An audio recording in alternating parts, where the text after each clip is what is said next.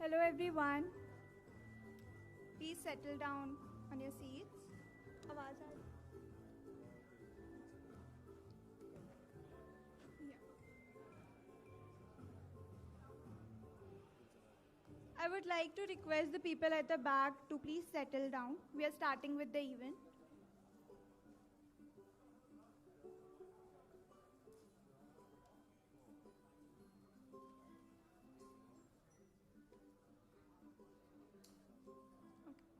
Good morning, everyone, and a warm welcome to the Bharat Entrepreneurship Summit. Bharat Udyamita Sammelan, India's first summit integrating the state-level entrepreneurship ecosystem, proudly organized by the Entrepreneurs Association of India. India has long been a land of doers, from ancient trade routes to cutting-edge startups. Our rich diversity and vast market now offer boundless opportunities for innovation.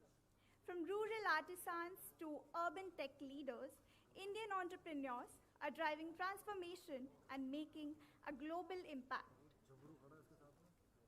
We are truly honored to have each one of you here today. This summit promises to be an inspiring journey through the landscape of innovation and enterprise. Over the course of this event, we will dive into enriching business discussions, hear from insightful speakers who are pioneers in their fields, and celebrate the exceptional achievements of entrepreneurs from every corner of the nation. और जैसा कहा गया है, सपने वो नहीं होते जो सोते वक्त आते हैं, सपने वो होते हैं जो आपको सोने नहीं देते. Today we celebrate those who are turning their sleepless nights into reality.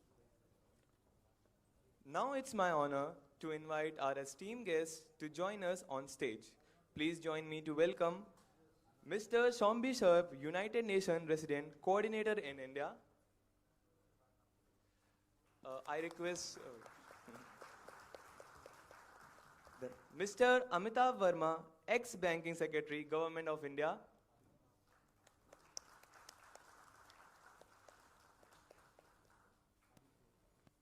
Mr. Arun Sharma, Chairman Forbes Global Properties, Ex-DGP, Gujarat.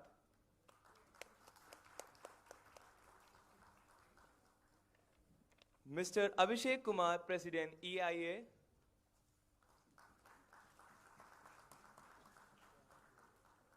And Ms. Subadra Singh, Head Program of Women Development, EIA.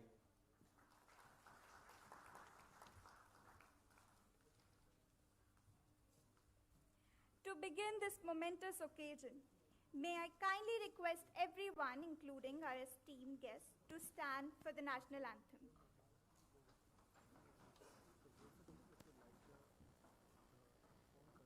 Jana Gana मन अधिनायक जय हे भारत भाग्य विधाता पंजाब सिंध गुजरात मराठा द्राविड उत्कल गंगा विंध्य हिमाचल यमुना गंगा उज्जल जलधि तरंगा तव शुभ नामे जागे तव शुभ आशीष मांगे गाहे तव जय गाथा जन गण मंगलदायक जय हे भारत भाग्य विधाता जय हे जय हे जय हे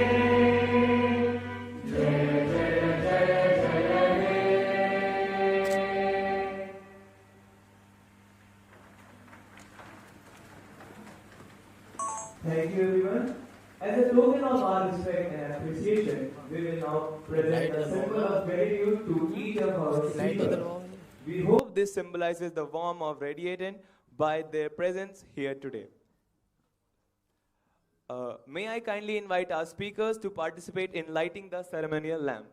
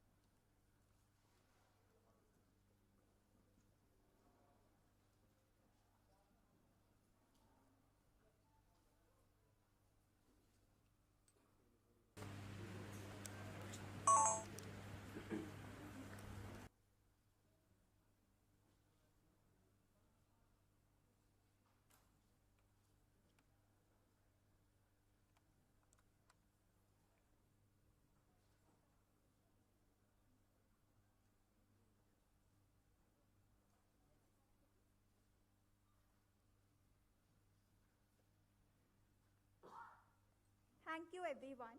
As a token of respect and appreciation, we will now present a symbol of gratitude to each of our speakers. We hope this symbolizes the warmth radiated by their presence here today. So I'd like to invite Mr. Abhishek Singh to felicitate Mr. Shombi Shah.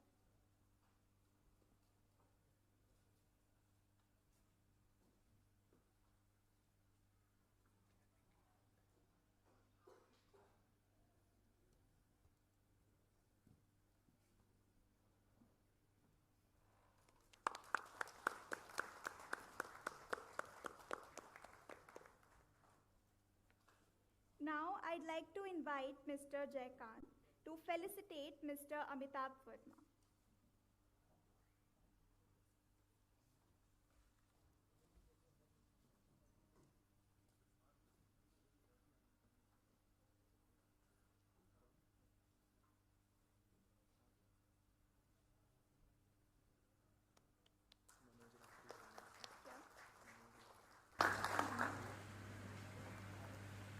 Now, I'd like to invite Mr. Manoj Atri to felicitate Mr. Arunachal.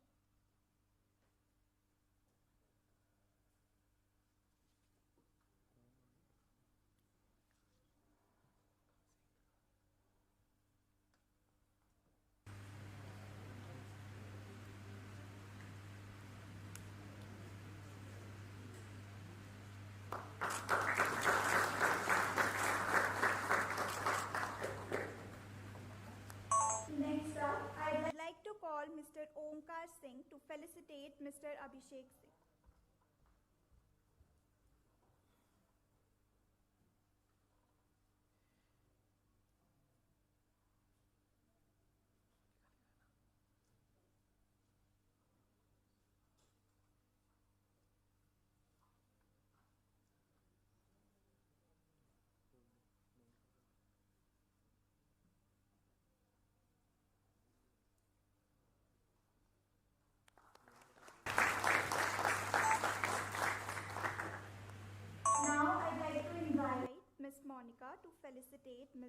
Subadra Singh.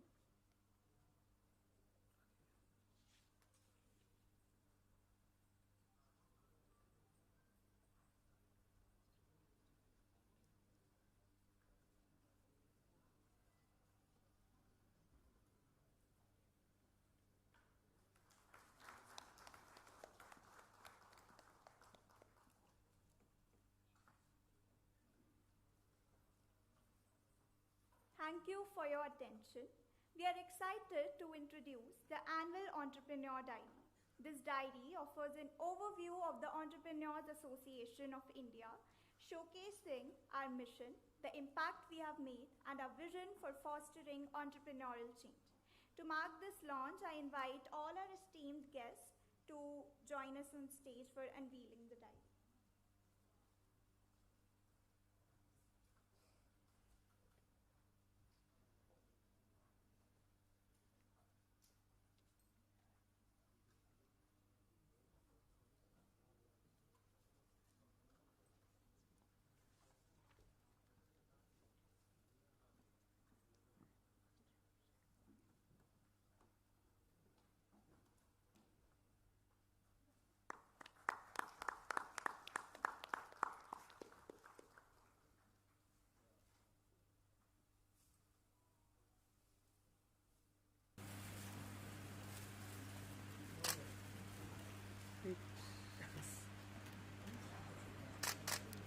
Wait.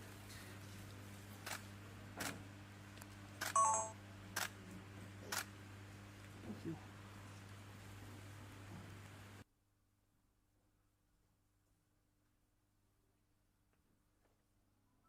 Thank you everyone for this wonderful beginning. Now let's hear from our distinguished speakers. I would first like to invite Mr. Abhishek Kumar, President EAI, to address us.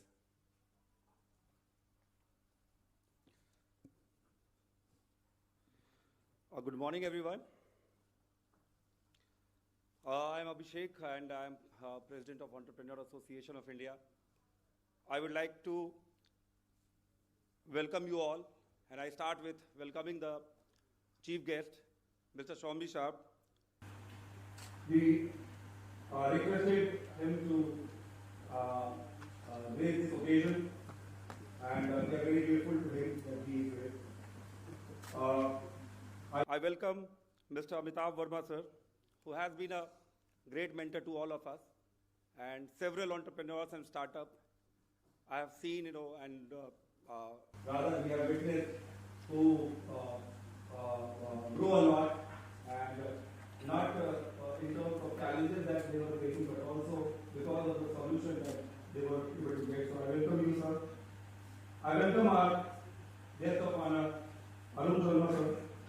He has a vast knowledge, especially from the financial field, and apart from his esteemed career or journey in with the government, different government of Gujarat and government of India.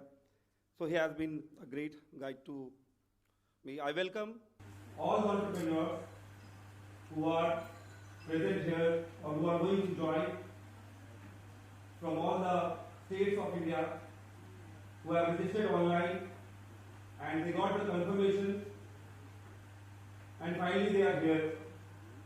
I welcome all the institutions which are there in the state and are part of the state level entrepreneurial ecosystem. I welcome the incubation centers, I welcome the state government nodal agencies, some of them are already here. I also welcome the associations. India has around 11,000 associations, and 80% of them are working or are based at district level. I welcome you all. I welcome all the people who are joining us through our YouTube live link. And at the same time, I welcome all the mentors, well-wishers of Entrepreneur Association of India who are there with us for last 14 years. And finally, I welcome the media people who have been supporting us in this more than a decade-long journey. Dear friends, I joined this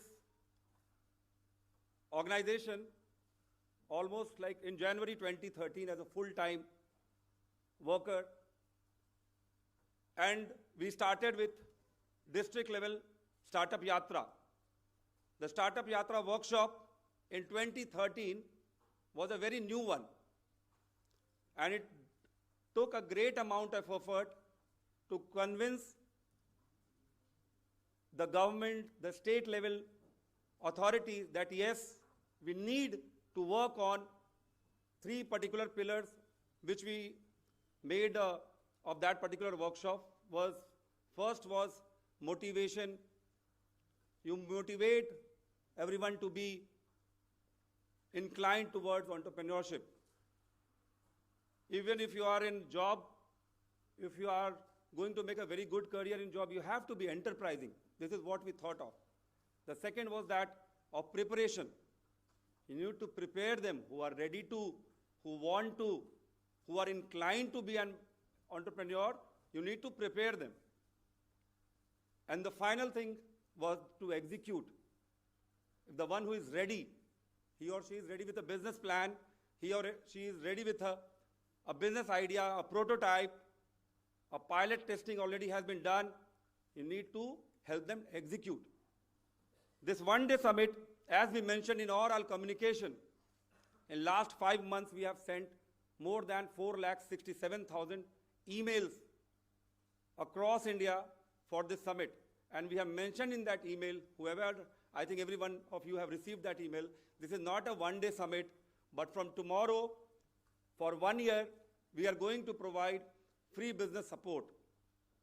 Now why does that require to provide free business support? In last 14, 15 years, sir, we have seen that the first 3-4 years of any entrepreneur, any startup, is very challenging. The business model changes according to the competition, changing dynamics of market, intervention of new technologies. So in 3-4 years, the business model changes, revenue model changes. Sometimes you have to change the technologies on which you started or on which you were based on. The input procurement changes, the financial planning changes, the fundraising thing maybe can start with Government of India's different grant schemes. It can start with banking, loans. It can start with angel investment, then venture capital funds.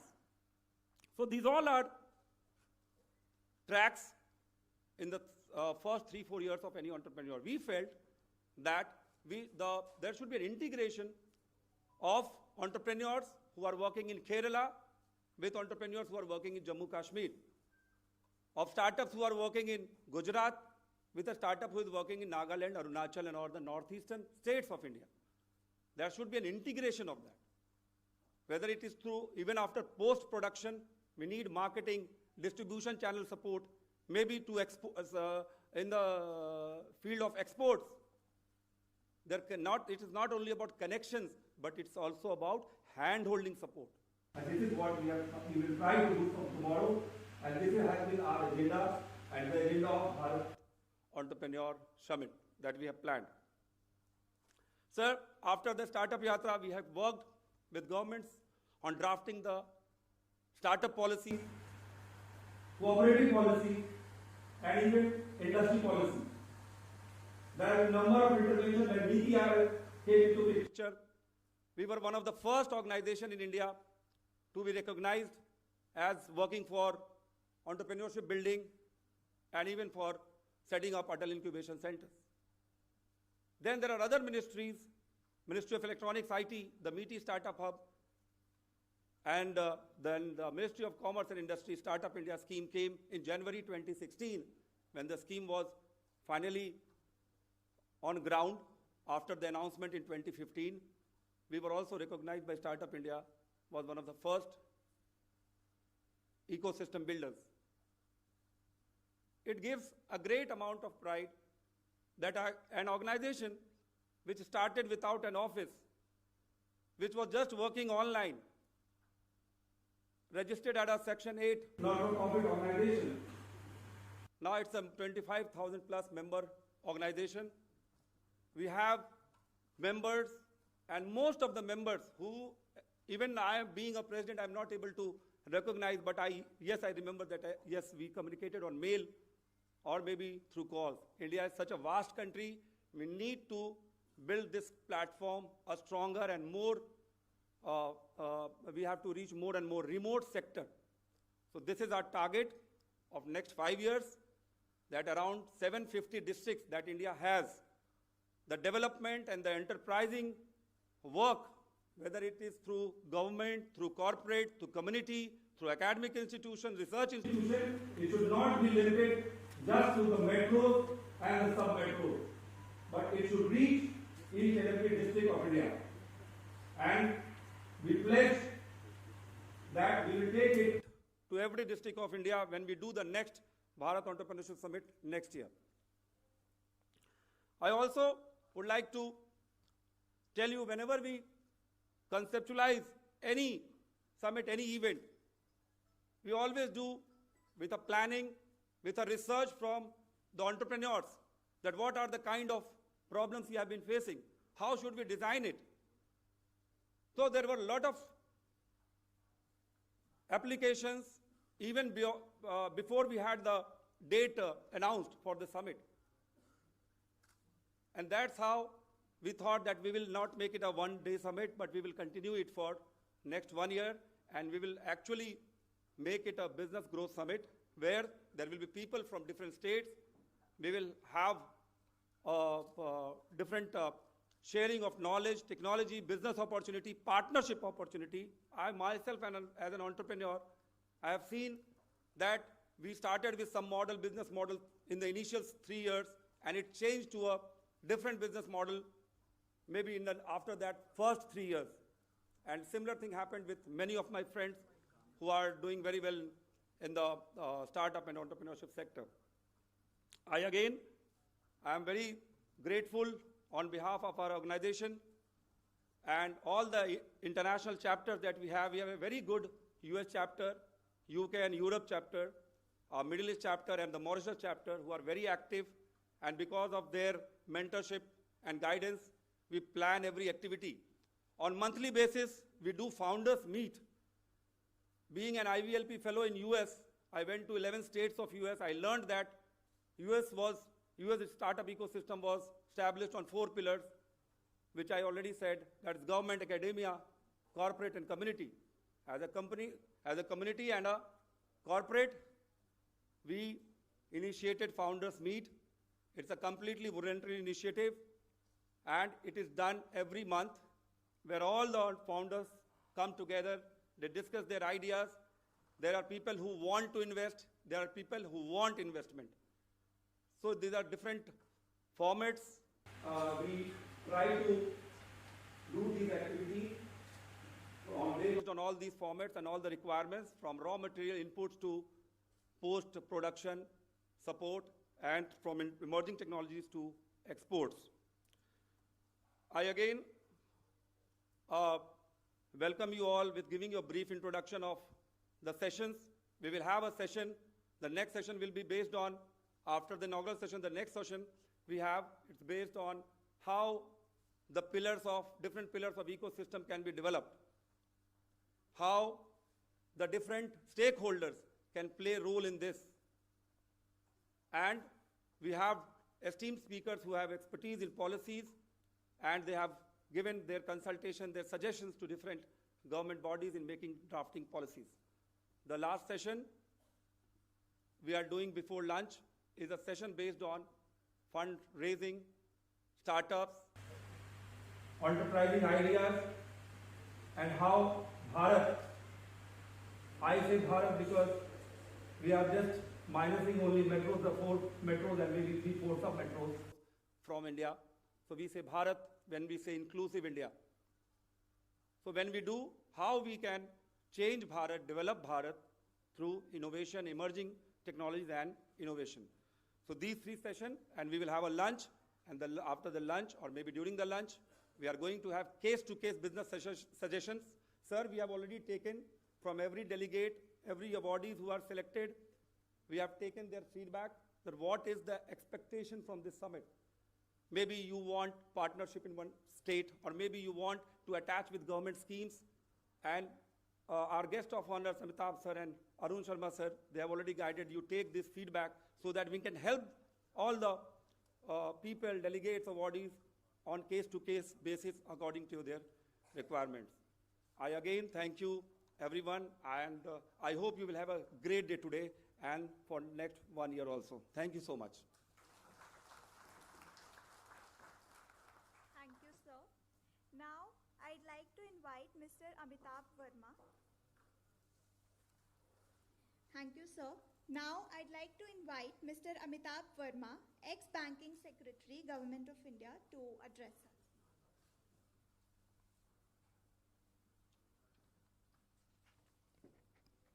Thank you very much.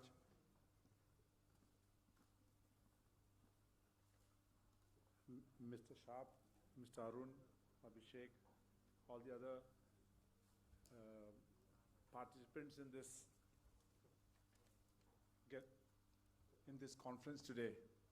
It's really a moment of privilege, and it gives me pride to be here amongst a lot of youngsters who have good ideas and want to implement them, have taken the risk of moving out from cushy jobs and moved to rural areas where there is great opportunity of work. I really congratulate all of you in all your endeavor. I know it is very challenging, but you have a good team leader in Abhishek, who has spent many years traveling around the country, meeting a lot of people, meeting the policy makers, and facing all the difficulties, and with the feedback which comes from all of you, has been able to do or move a couple of steps forward to make things easier and facilitate your ideas into action. Having been a bureaucrat for about 37 years and 2 months in the government, I've worked from 1982 to 2019. It's about 5 years. I've also retired now. So government has a particular style of functioning, and it becomes very difficult to accommodate new ideas in government. Government is primarily an agency for maintaining a status quo. Change is not easy to come in government, whatever government it may be, whether it's the United States or maybe the UK or so basically they look for stability.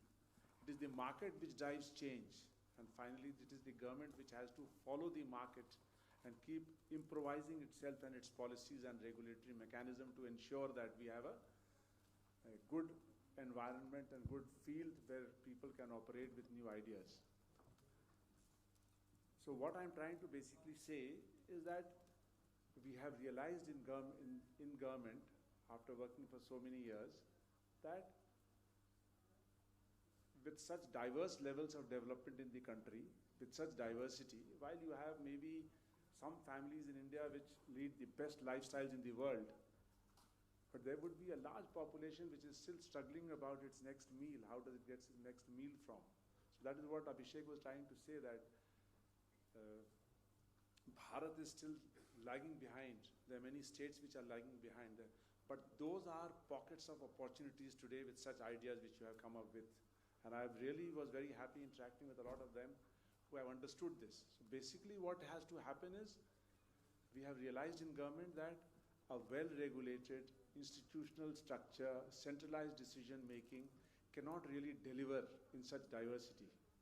It has to be informal structures, local structures, minimally regulated, and just facilitated by the government policies which can operate. And that government has really moved many steps to make such things happen. So this is where you all have come in and you have to move. In fact, this is also a sign of a developing economy, or an economy which is almost a developed economy now, where people have given up the craze for government jobs or for government interactions, no? People moving. In fact, you see all developed economies, government jobs are a low priority job. People want to do something on their own. You create so much wealth, you create so much employment, you create new ideas, you make easy access to facilities, bring more comfort, make it cheaper. reduce the delivery time, introduce quality across the country. Standardization. In fact, I remember one of my professors when I was working in the government, but my professor from the university, he had come to see me. He was asking me, do you have these outlets here in Bihar? I come from the Bihar cadre and I come from Bihar as well. He asked me, I told him Bihar has developed and these things have happened. He said, do you have these companies here? I said, no, this company has not come here. So those are marks of standardization. Those are marks of development. So standard quality is one thing which you people are able to deliver across the country. So that, but again, at the same time, it is a very challenging thing. I have seen a lot many unicorns also fail. And startups, maybe I was reading somewhere that almost about 95% startups have failed. So it's a very challenging thing which you have taken on yourself. And these occasions, such interactions with each other, such hand-holding, such support from within the startups in different states, sharing of ideas, learning from each other, I think will come a long way to push you through and get you going. And I would really congratulate him for putting all of you together. I myself also, in fact, post-retirement to learn what is happening because I wanted to interact with the policy also, what we have done. In fact, when we had joined service in 1982, we had great ideas, we'll do this and we'll do this. In fact, about 2 years back, after about 40 years of our service, we met just to evaluate how far we succeeded in what we had thought or how far have we moved the country backwards, being a part of the government. And there's a lot of learning there. So I also, what I have started now is try to do some work in the field itself. I'm doing fish farming in a big way in Darbhanga. We are doing makhana trading to help the makhana procurement. We are doing 3 barges in the Ganga because the Ganga barges are not moving. All these are not my projects. These are projects with youngsters who have come up with ideas and on a very low budget. So budget is also something what is important because government support or bank loans are not coming. The problem with the bank loans, these are issues that many of you have been raising all time and again, that why is bank funding not coming? Because banks cannot really evaluate an idea, no?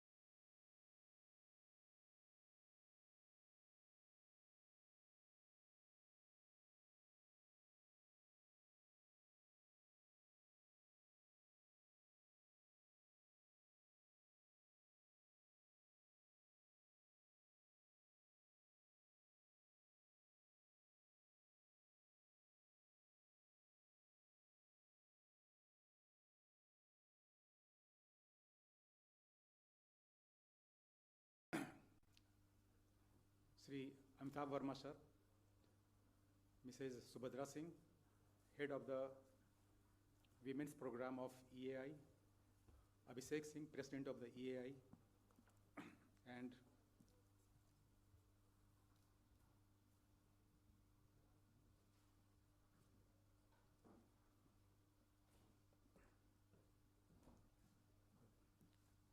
ladies and gentlemen, and good morning to all of you.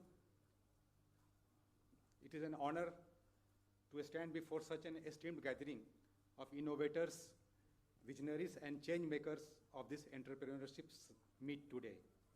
Today we are not here to only celebrate, but the success story, but also we have to also go into the details of the spirit of the entrepreneurship. It's a spirit that fuels progress, drives economic growth, and shapes the future. Entrepreneurship is more than just starting a business. It's about daring the dream. Most of the people who have assembled over here from all over the country, they must have thought of some ideas and they have dared to do this in execution stage. So all of them must be having some courage to pursue those dreams and being resilient enough to face the challenges along the way. As Abhishek has already mentioned you that for the first 3 years, you'll be facing a lot of challenges, and also the technologies and everything are changing very rapidly.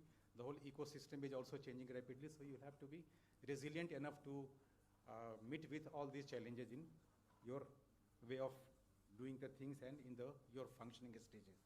It is about seeing the opportunities where others see obstacles, and you have to turn ideas into reality. In this room, we have the individuals who have taken that leap of faith. You have embraced uncertainty, you have navigated the risk and charted the new paths in your respective fields. Whether you are in technology or healthcare or retail or agri-businesses or in several other sectors, your contributions are helping to transform the industries as well as the communities as a whole. But as we celebrate these achievements, we must also recognize that entrepreneurship is a journey, one that requires continuous learning, adaptation, and collaborations.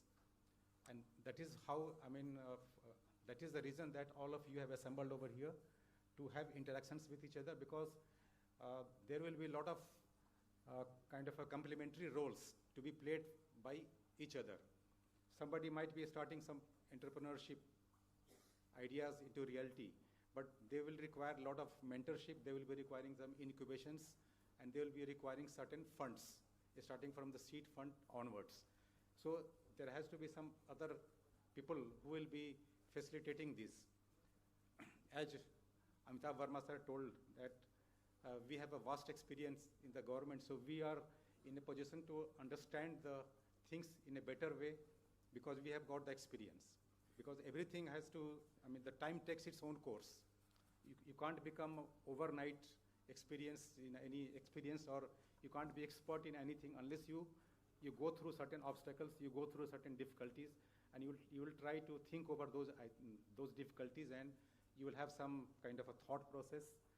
Accordingly, you will try to execute, and you will get the support of you need the support of the various other peoples and institutions. So here are the roles of those people who have got wide experiences in the government departments. So when I met Abhishek around 4 years back, from then onwards, I had been always asking him about the developments and what are the difficulties and how you are proceeding ahead. So we were able to grasp the things in a better way. Our role as a mentor can be much better.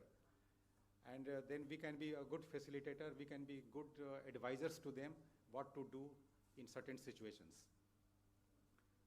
So the landscape of the business is ever changing, and the most successful entrepreneurs are those who are able to innovate and pivot in the face of adversity.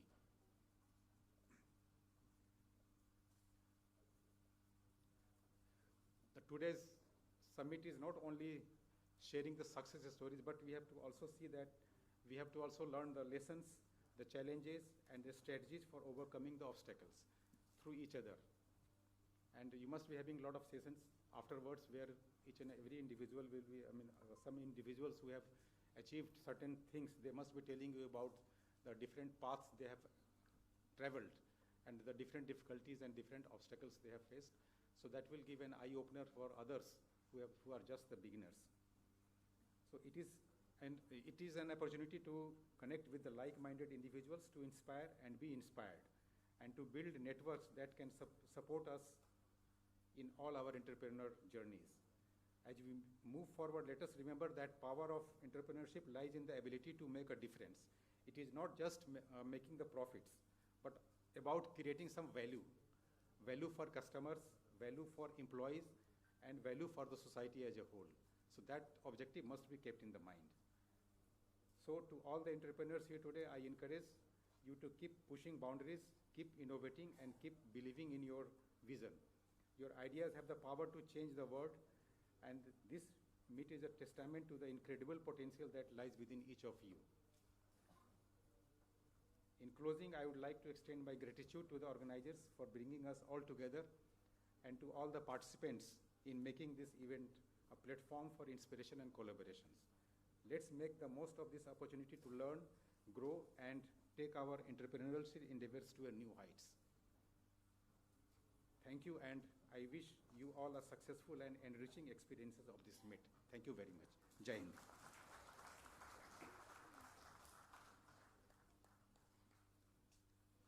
I request everyone to show some energy to our speakers in their applause.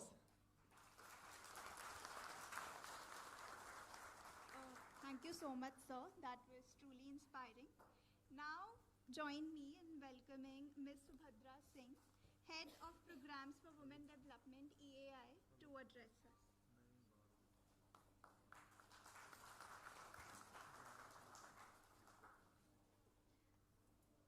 Very good morning, honorable guests on the dais and all the change makers here at the summit. It is an overwhelming feeling today to stand before you all in Bharat Entrepreneurship Summit, a gathering with some of the brightest and the boldest leaders of India who are present here today.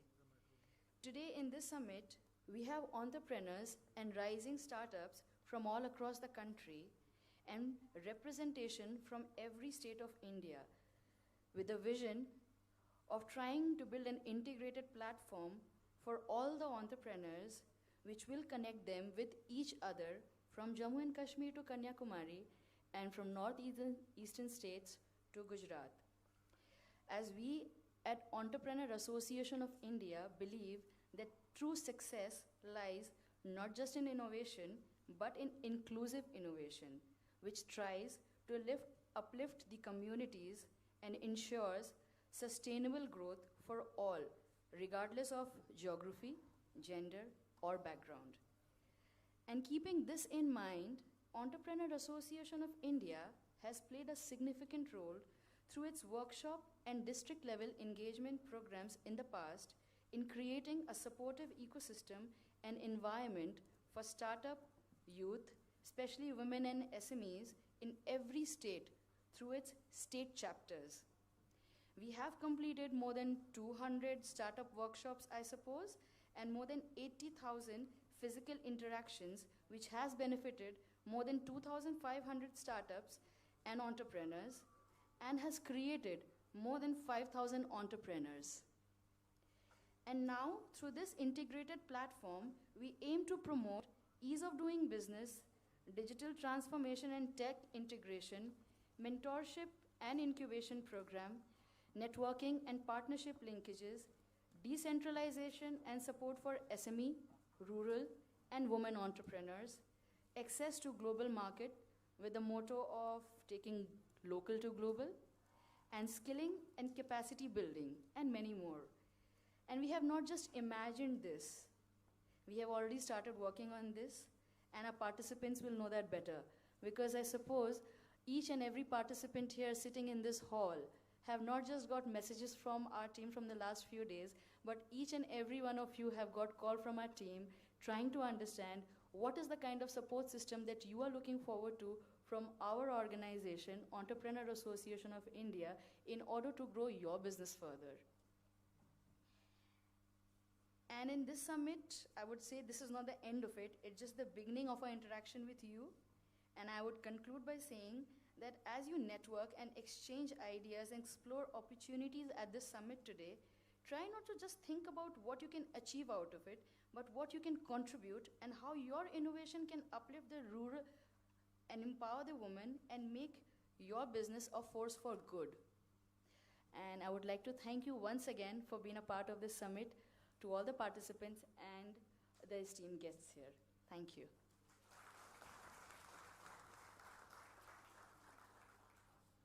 Thank you so much, Subadra ma'am. Now it's time for our chief guest, Mr. Shombi, United Nations Resident Coordinator in India, to share his insights.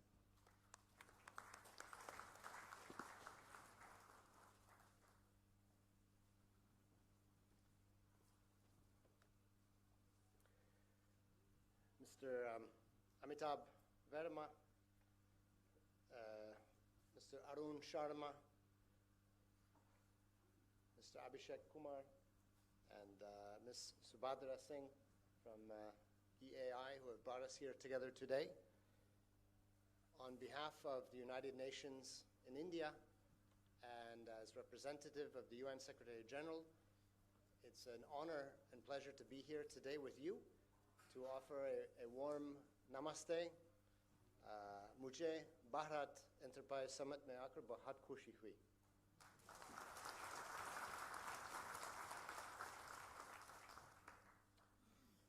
It's wonderful to see all of you here in this room, passionate entrepreneurs from truly across India, bringing India's incredible diversity and strength here into one room.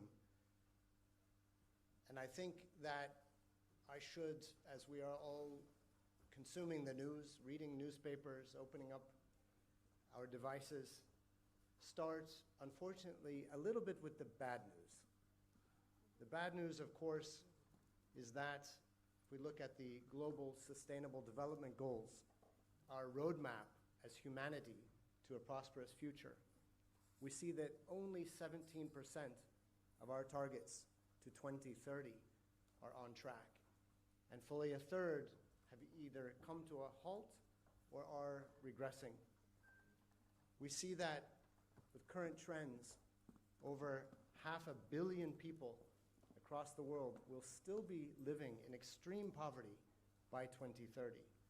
We see that gender equality is still centuries away. We see that climate change is reaching unbearable levels. Anybody, of course, living here in Delhi knows what it means to experience the hottest month, the hottest year on record. And to think that in decades ahead, our children may look back and think, wow, those days were so cool. How much they must have been enjoying it. This is a terrifying thought. But now, the good news. The good news is exactly you looking across this incredibly diverse gathering, from government officials and former officials speaking about right-sized policies, to the grassroots level, to villages, to panchayats, to all of you innovators across all ages, from seasoned investors to aspiring young entrepreneurs. There is a tangible dynamism, a tangible spirit of entrepreneurial ecosystem here in India.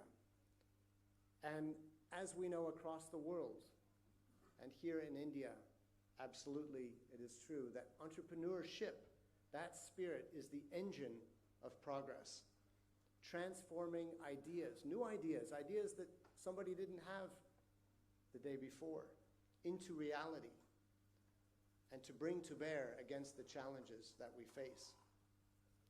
Here in India, again, this spirit thrives across the country, from the bustling tech hubs such as Bengaluru, Hyderabad, the famous, globally famous tech hubs, to the rural heartlands where we see agripreneurs revolutionizing farming, and of course, all of you and the great work and the great ideas that you have and that you are bringing across the states of India. Whether we look at tribal entrepreneurs preserving traditional crafts for future generations, or whether we look at startup entrepreneurs developing cutting-edge, now generative AI technology, each of you is contributing to India's innovation landscape. And I always like to say, I grew up at a time when we were using a slogan, a mantra often, think globally, act locally. But the amazing thing about being in India is that if you think globally and you act locally, you impact globally. We estimate that something like 25 to even 50% of our global targets, SDG targets, aspirations, will need to be and are being met here in India. And that's why the United Nations in India is so proud to partner, to be at the forefront of partnership, offering partnerships in supporting this entrepreneurial spirit. I'd like to share just a few examples of this, certainly not exhaustive, but over the last 5 years, we've empowered over 50,000 young people, essentially half women, gender parity, through career guidance, through 21st century skills training, and connection to a whole array of different job opportunities, apprenticeships, internships, volunteerships, traineeships, and on and on. UNIDO, our industrial organization, development organization's facility for low carbon technology deployment, supported by the Global Environment Facility and the Bureau of Energy Efficiency, has been working hard, for example, to accelerate the deployment and the commercialization of high-impact clean tech innovations here in India. And the link to that, the green revolution, the green economy, where we know that investing in green tech provides 3 times more jobs than in dirty energy. I would also mention UNDP's Project Disha, running from 2015, since 2015, which has focused on connecting young girls and women across 5 states with skilling and livelihood opportunities. Again, both the skills and the jobs coming together. Dear friends, by 2030, India's working age population will surpass 1 billion. This is the largest in history. And part of this, a big part of this story, is that India now has the world's greatest youth generation. More young minds to tap for solutions than any country has ever had before. And I'm particularly pleased to see perhaps the youngest future entrepreneur here in the front row having incredible patience to listen to us. And I can just imagine the great things and the great ideas that she will be bringing in the years to come. So as we stand at this crossroads of incredible challenges and incredible opportunities, I reiterate the call, as Abhishek has said and others here on the dais, to you, to innovate fearlessly, but responsibly, to weave sustainability into the fabric of your business models, to align your business models and your supply chains with sustainability, with the Sustainable Development Goals, with ESG targets and others, to collaborate across sectors, to come together across borders, across disciplines, and to remember that your entrepreneurial journey, as I have said, is not only India's journey, but it is the world's journey. Together, we can build that world that we want, where entrepreneurship drives inclusive growth, where innovation solves our most pressing challenges. Collectively, both at home, our households, our communities, and collectively, our world, where sustainable and prosperous future is not just an idea, but a shared reality, and where our children, such as our dear one here in the front row, will have the lives that they deserve and the future that they deserve, not the one that we have been leaving them with now. So thank you all. May your entrepreneurial spirit soar. Kuch naya socho, kuch naya karo.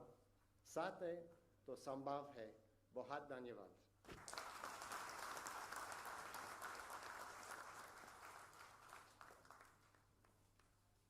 Thank you so much, sir, for gracing us with your wisdom. Now, coming forward with the next exciting segment of the event, the state-wise awards ceremony. I am pleased to invite Ms. Subadra Singh to take over the stage.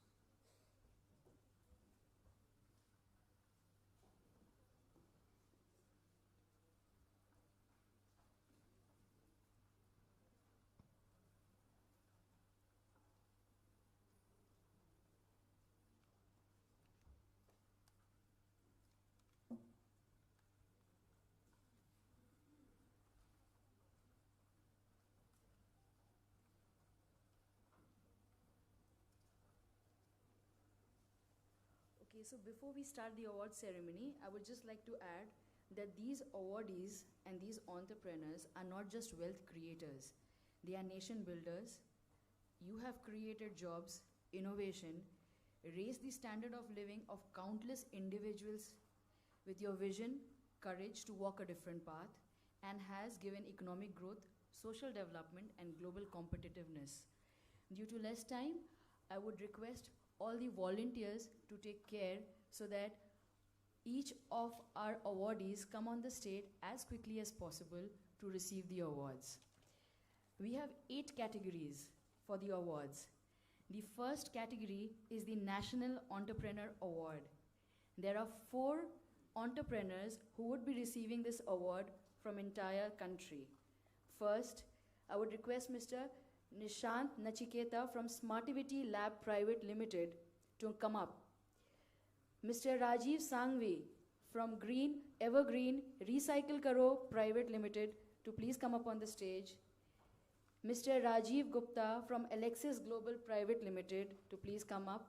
And Mr. Nikhil Loda from Archean Food Private Limited, famously known as Lahori Jeera.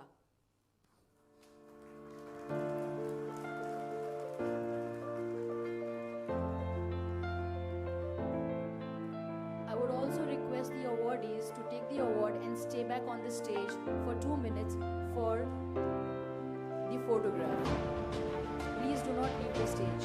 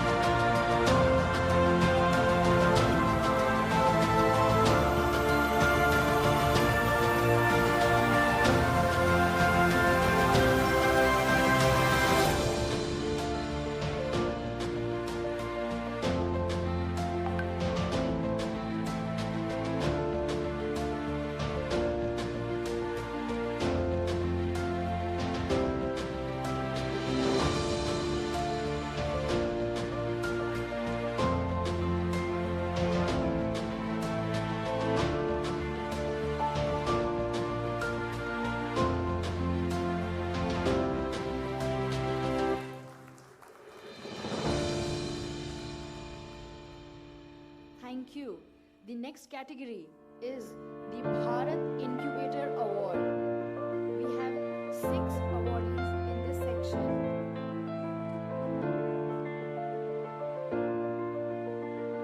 Bannari Amman Institute of Technology from Tamil Nadu, Chitkara University from Chandigarh, Gandhi Institute of Engineering and Technology from Odisha, RKVY Raftar Agri-Business Incubator from Chhattisgarh, IIT Roopur from Punjab, KIIT from Manipur. Please come up on the stage and requesting all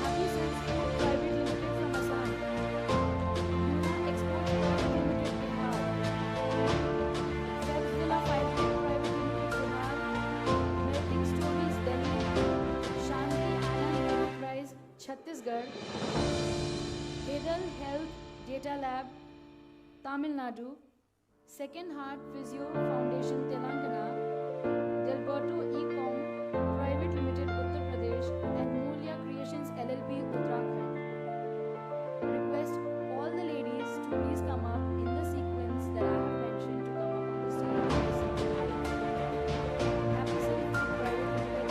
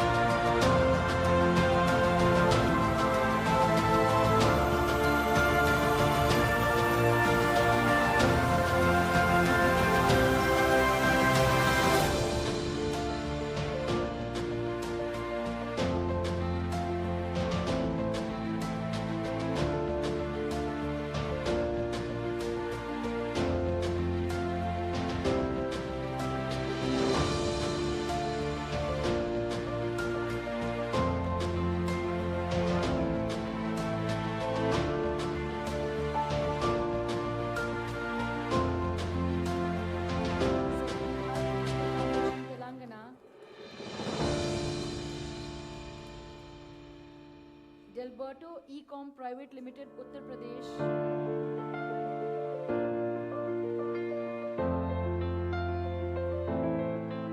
And last, Mulya Creations LLP.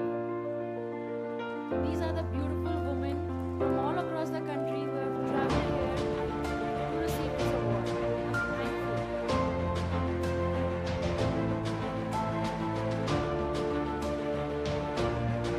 Request all the women of the class to please come together for the photo.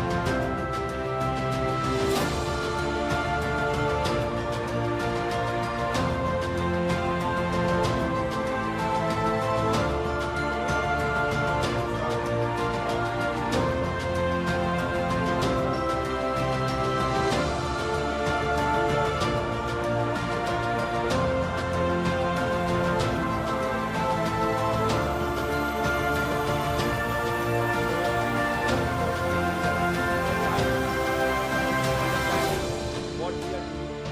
And your speech has been such a motivation for especially the young minds and early stage startups as well as the startups who are working on the SDG and the impact sector. Thank you so much, sir.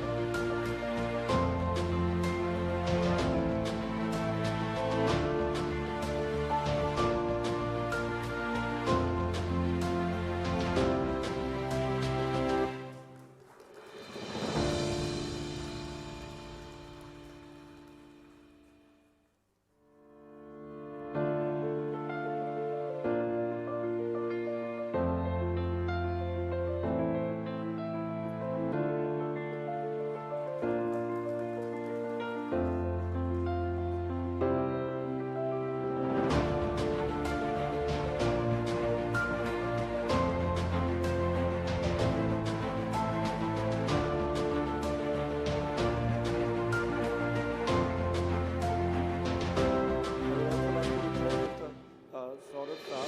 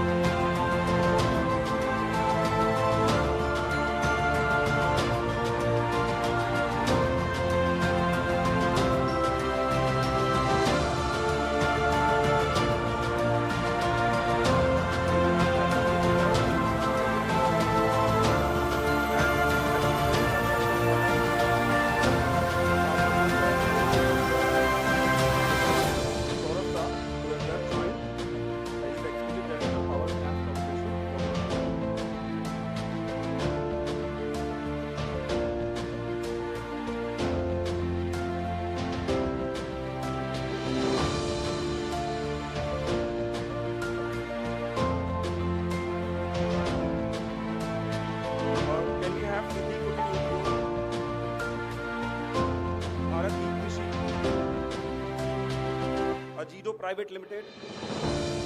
For Bharat Entrepreneur Award, can we have Siddhi Kutir Udyog to come on the stage? Siddhi Kutir Udyog,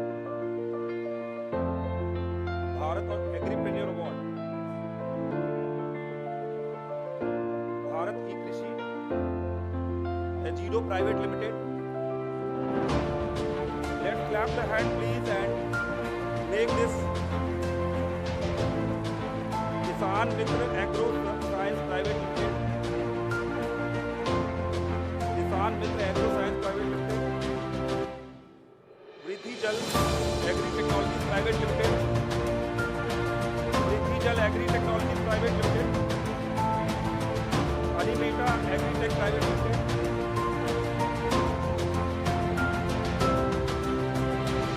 Protonic Solution Private Limited. Protonic Solution Private Limited, Grow Fast Organic Diamond Private Limited, Grow Fast Organic Diamond Private Limited.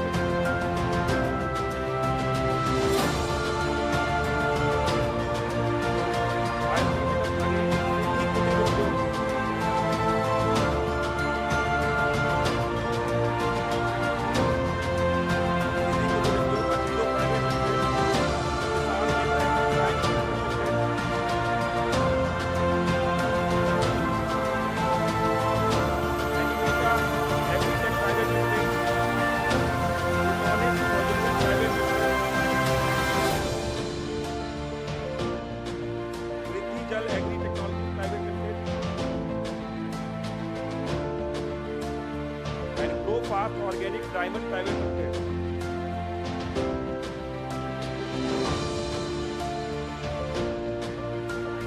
So sir, these there were because India has lot of opportunities in agri sector and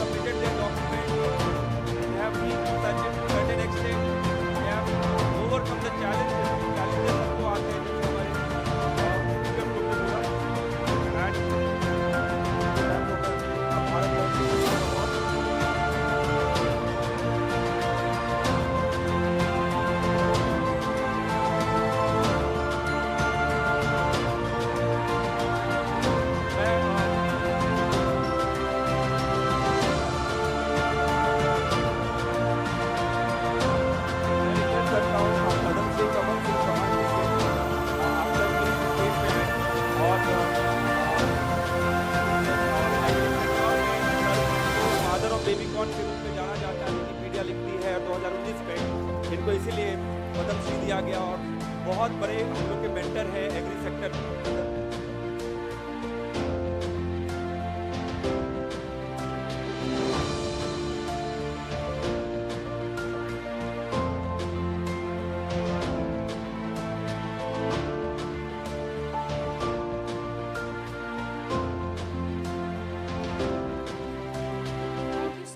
Everyone, the next category in this award will be Bharat Innovator Award.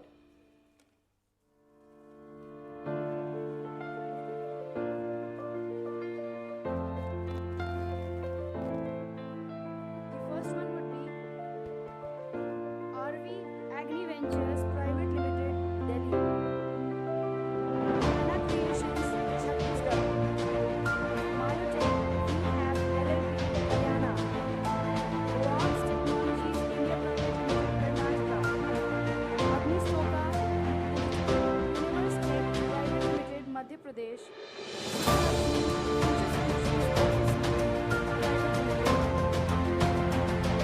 Eco Heavens Private Limited.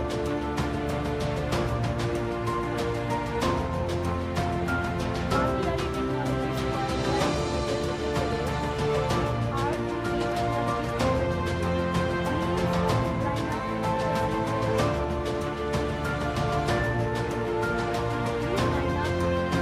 Tech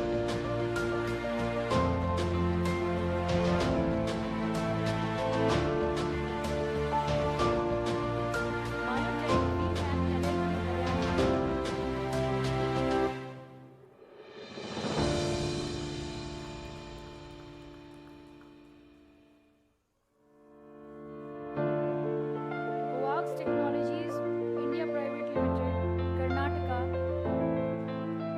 Limited, Madhya Pradesh.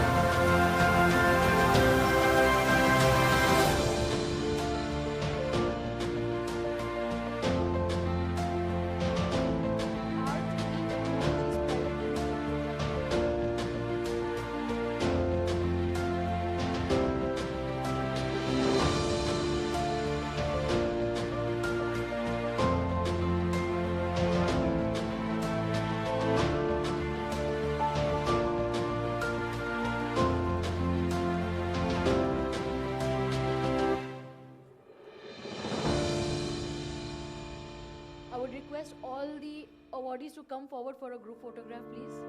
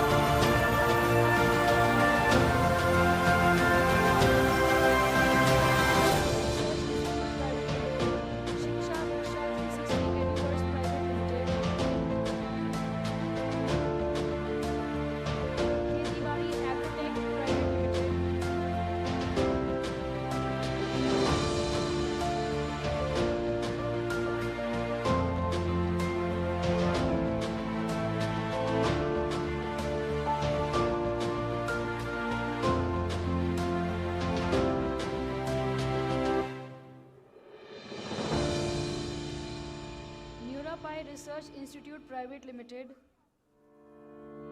Shiksha Vriksha 360 Eduverse Private Limited, Kheti Badi Agrotech Private Limited, Kheti Badi Agrotech Private Limited, Delhi Fresh Farm Tech Private Limited. Please line up in the sequence that I am announcing as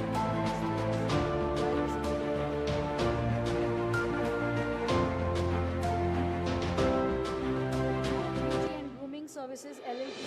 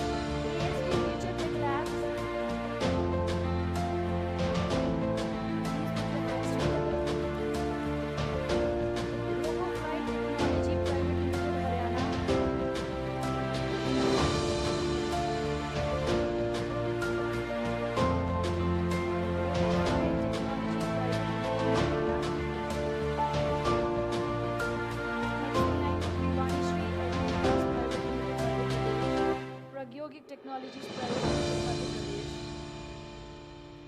Manwani Innovative Pearl Culture LLP from Maharashtra. VR Farm Nagaland. Vanishri Eduvikas Private Limited. Pragyogik Technologies Private Limited, Madhya Pradesh.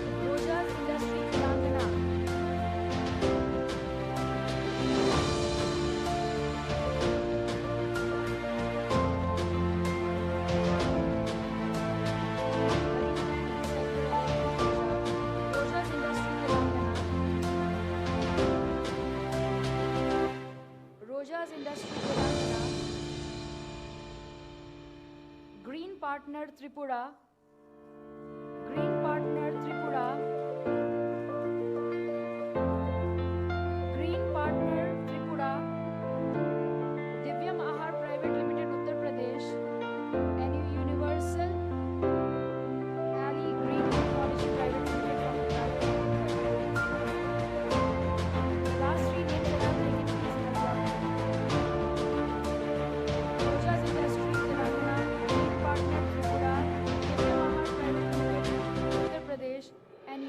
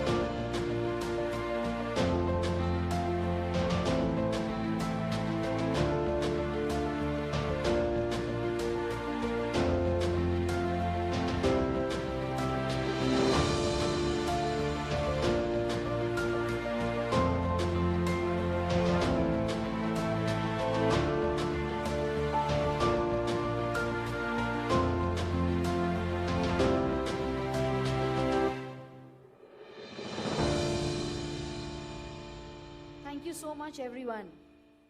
The next category is Bharat Entrepreneurs Award, but this is a very special kind of award which we are giving out to one awardee who's come and he's working in a tribal region, Mr. Amresh Mahato. He would be receiving the Bharat Entrepreneur Award for tribal region. I would request Mr. Amresh Mahato to please come up on the stage to receive this award. It is inspiring to see him work in a tribal region. As he has happened to really make amazing region.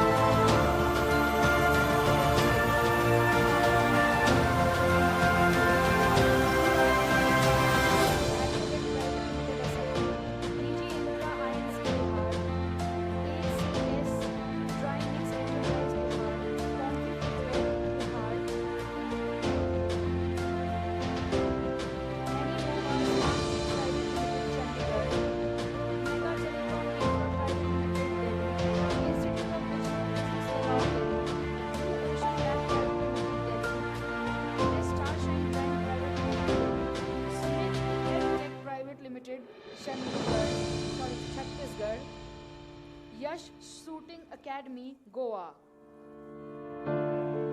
Farm Crate Private Limited, Andhra Pradesh, Farm Crate Private Limited, Andhra Pradesh, GRDT Farmers Agrovet Private Limited is the next from Assam.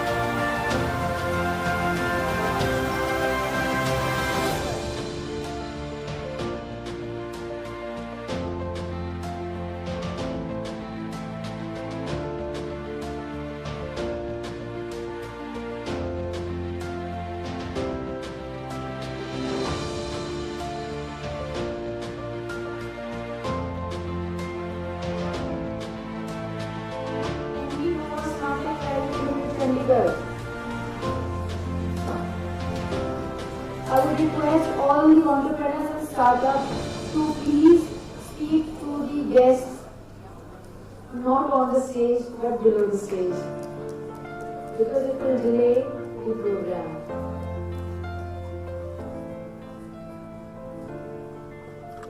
Mega Telecom Infra Private Limited, Delhi.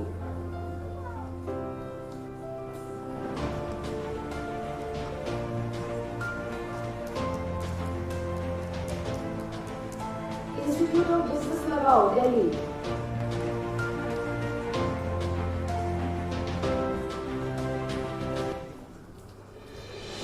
Institute of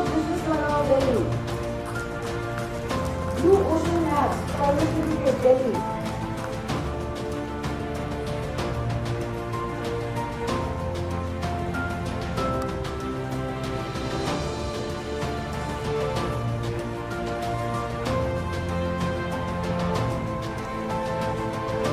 Blue Ocean Labs Private Limited, Delhi.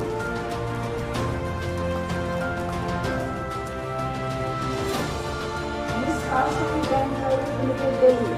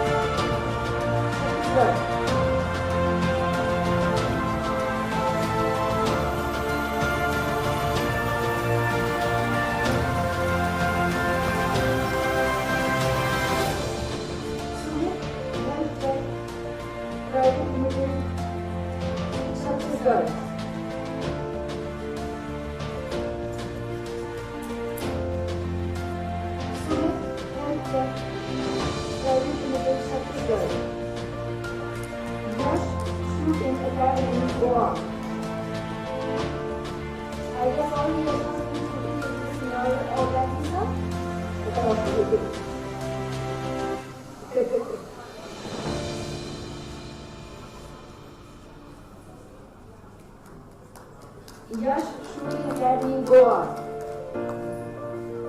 DG Industries, Gujarat. DG Industries, Gujarat. Caprofac Food, Gujarat. Your Super Idea Technologies Private Limited, Haryana. Your Super Idea Technologies Private Limited, Haryana. Globally Trade Sales LLC, Haryana. Esteemed of Kashmir, Jammu and Kashmir.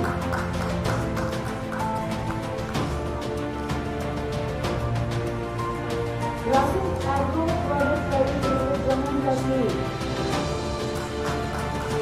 Rasim Agro Product Private Limited, Jammu and Kashmir. Arun Private Limited, Jharkhand. Voluntary Industries Private Limited, Karnataka.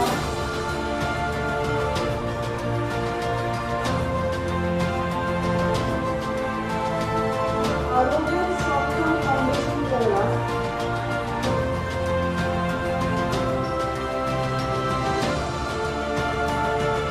Capital Gujarat. Super Idea Technologies Private Limited, Haryana. Please go and see the other award.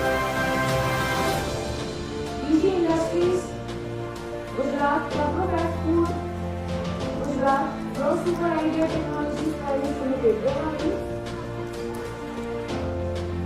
Globally Trade Sales LLC, Haryana. Globally Trade Sales LLC, Haryana. The Standard of Kashmir from Jammu and Kashmir.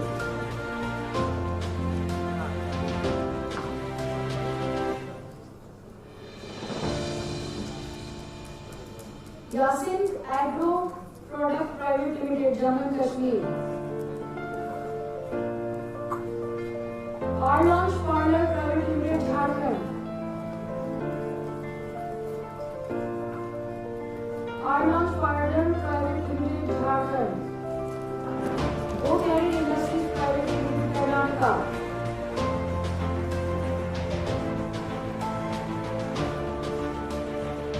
Yasin Agro Product Private Limited, Jammu and Kashmir.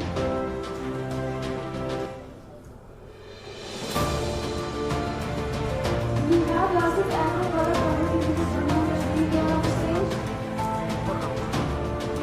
Launch Parlor Private Limited, Jharkhand.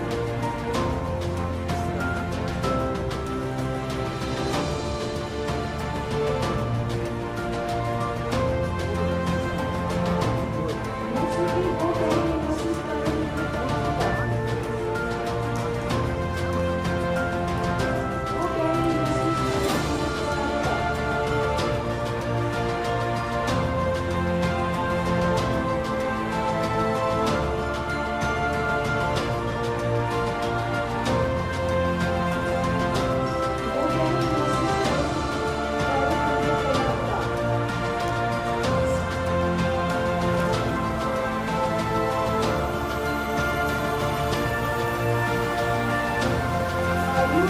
Maharashtra, Tamil Nadu, Kerala.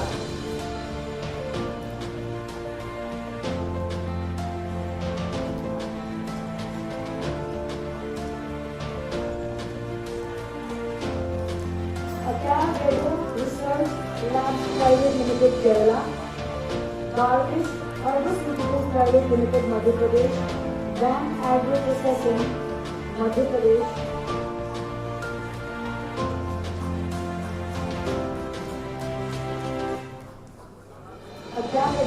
Research Labs Private Limited, Kerala. Garvish Pharmaceuticals Private Limited, Madhya Pradesh. VAM Agro Processing, Madhya Pradesh.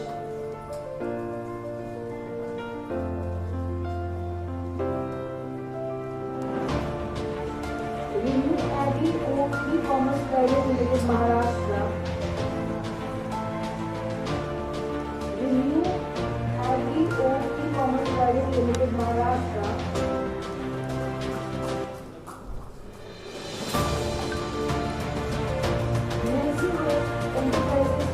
Private Limited, Manipur. ECCs, Mizoram. United States Society for Education, Empowerment and Development, Nagaland. CS Marine Exports and Solutions Private Limited, Odisha.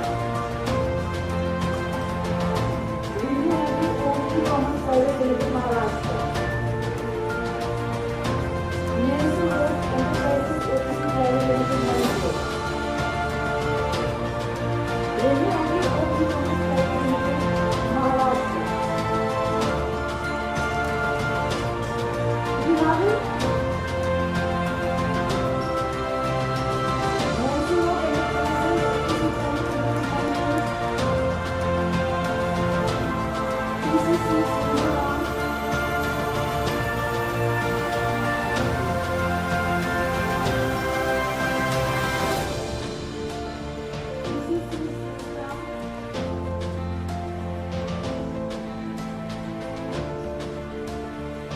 United States Society for Education and Empowerment and Development, Nagaland.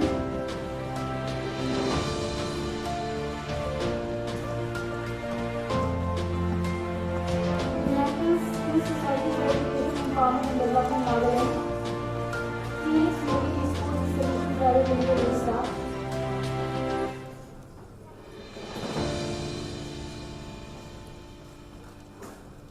Phoenix Marine Exports and Solutions Private Limited, Odisha. Green Shed Private Limited, Rajasthan. Plastic Plastics Eco Circular Private Limited, Tamil Nadu. GMT Industries, Telangana. Granulitis Private Limited, Telangana. Creative Skills and Technical Education Private Limited, Tripura. Nirvana Nirma Mendes, Tripura. Optic Produce Technologies, Uttar Pradesh. Oscars Content India Private Limited, Uttar Pradesh. Essential Aquatic Private Limited, Telangana.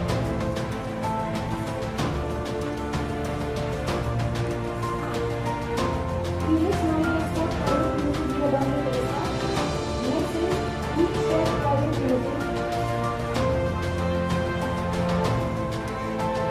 Green Shed Private Limited, Rajasthan. We have it here.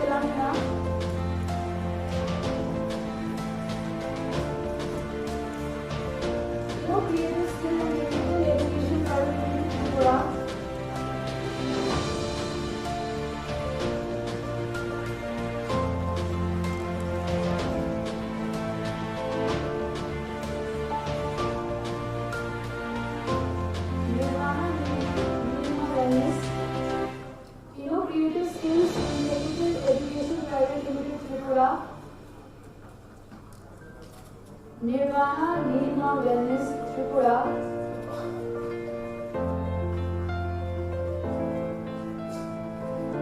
Orphan Urban Technology Uttar Pradesh,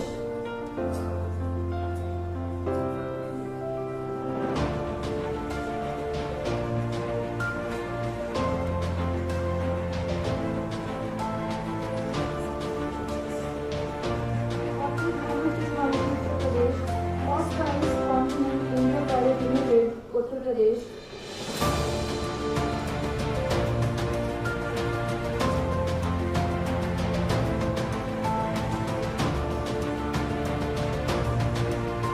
Phosphorus Components India Private Limited, Uttar Pradesh.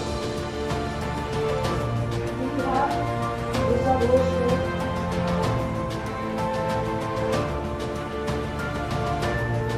Essential Aquatic Private Limited, Gujarat.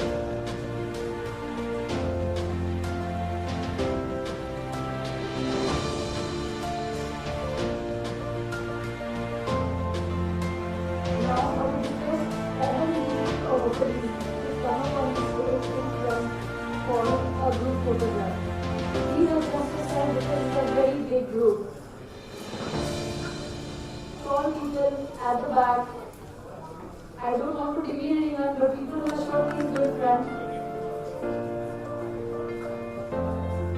Please give women some space. Now please go forward. You won't be able to.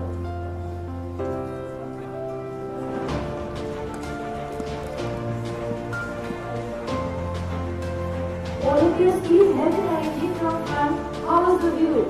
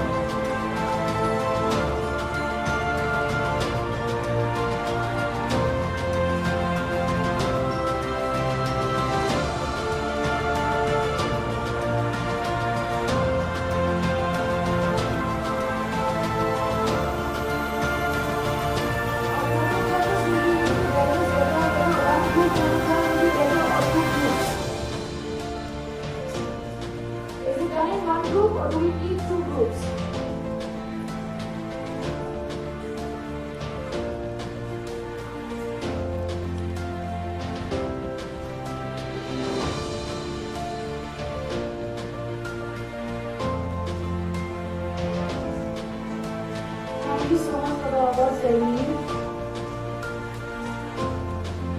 I will request the actors to take over now.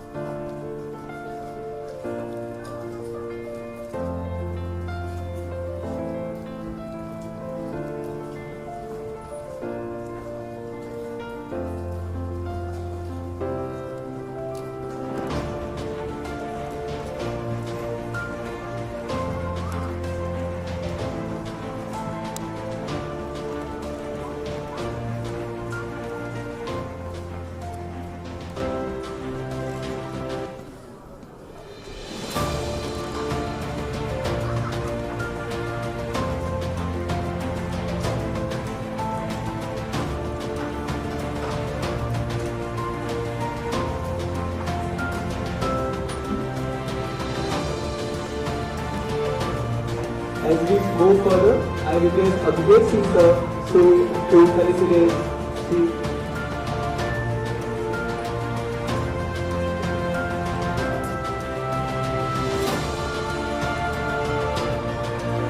the Padmashree Kanwal Chauhan, member of governing body at ICAR and FSSAI.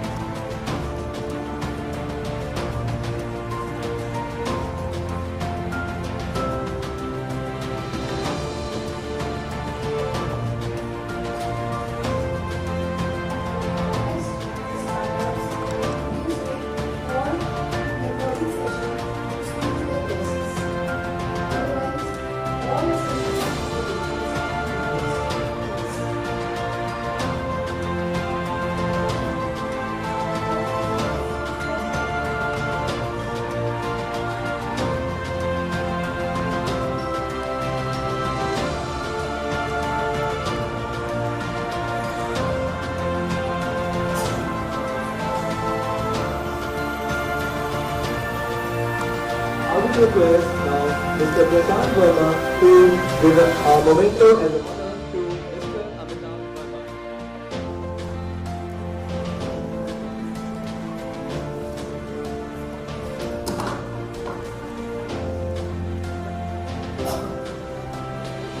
I request everyone for a big round of applause and put the energy.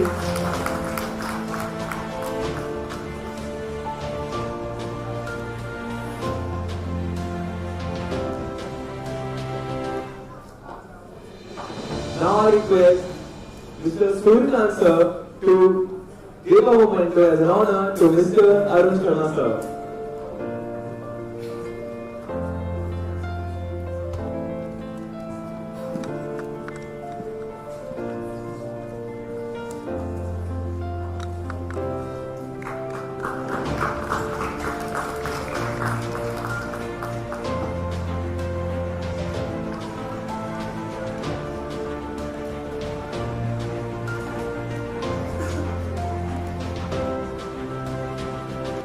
Thank you once again to all our speakers.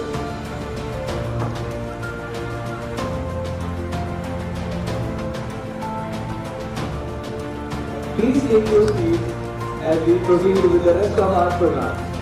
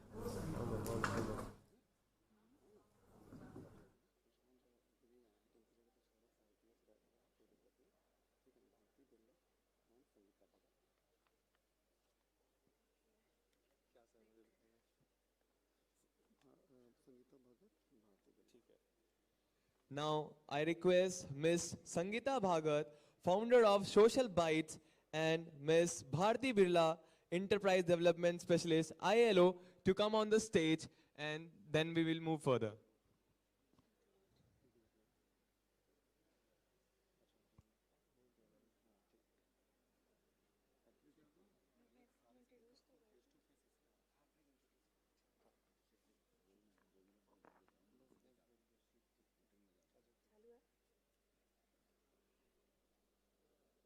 Ladies and gentlemen, as we move into the core of today's summit, it's time to kick off our first business session.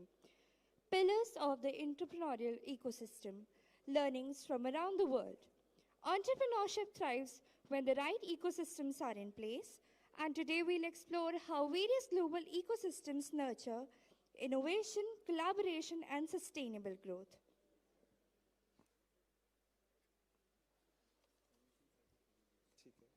Now I request Kamal Singh sir to take over the mic and give insights of yours. I request everyone for a big round of applause for Kamal Singh sir.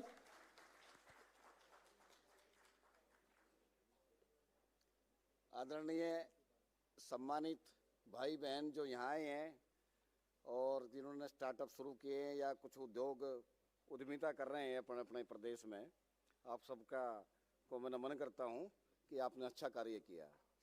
मैं थोड़ा सा अपने विषय पे बताना चाहूँगा।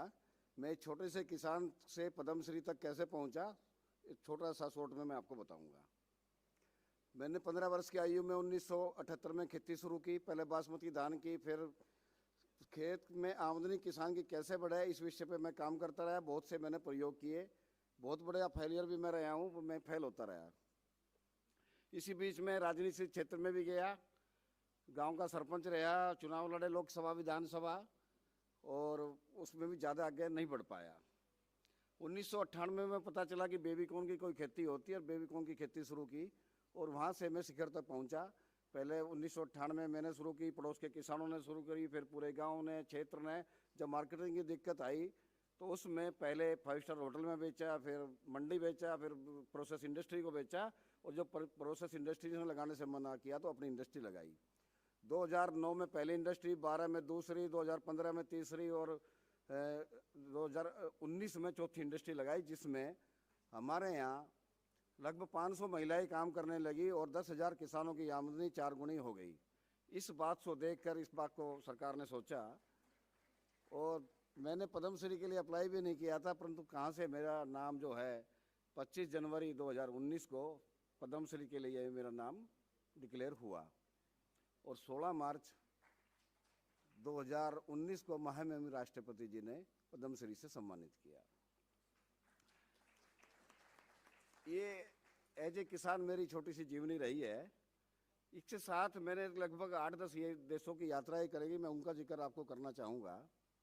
मुख्य रूप से मैंने 10-10 दिन में जापान और इजराइल में रहा। अपने देश में और वहाँ क्या अंतर है वो थोड़ा सा उसमें करूँगा। यदि हम अपने देश में कोई प्रयोग शुरू करते हैं, कोई काम करते हैं, तो हमारी फाइलें अटकी रहती है ऑफिसों में। उन देशों में ऐसा नहीं है, वो अपने देश के प्रति बहुत वफादार है। वहाँ मुझे लगता है देश पहले सोचते हैं देश के लिए, बाद में अपने लिए सोचते हैं वहाँ के लोग। इजराइल में और जापान में कोई भी आदमी एक ऐसा भी काम नहीं करता जो दूसरे आदमी के हित में ना हो।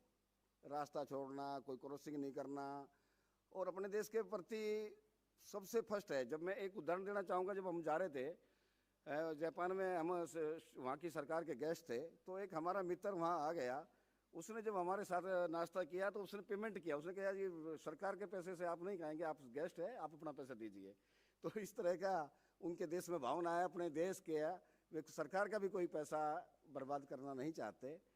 और इजराइल में इतने लोग वफादार है अपने देश के प्रति। वहाँ 2 वर्ष लड़का हो या लड़की, 2 से 2.5 वर्ष तक आर्मी में रहना जरूरी है। जैसे यहाँ अपनी योजना चली है अग्निवीर की, ऐसी योजना वहाँ पहले से ही चली हुई है, और उनको सारी ट्रेनिंग मिल जाती है। युद्ध के समय युद्ध में जाते हैं और वो एक तरह से जीना सीख लेते हैं। देश के प्रति भावना उनके अंदर आ जाती है, जो अपने देश के अंदर बहुत कमी है।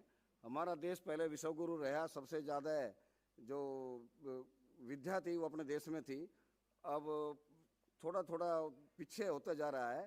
और अभी जो पिछला कुछ समय बीता है इसमें बहुत सारे सुधार अपने देश में हुए हैं। बैंकिंग प्रणाली पहले से बहुत अच्छी हो गई, इसी तरह सारे अधिकारियों में भी अपने देश के प्रति सोच आई है।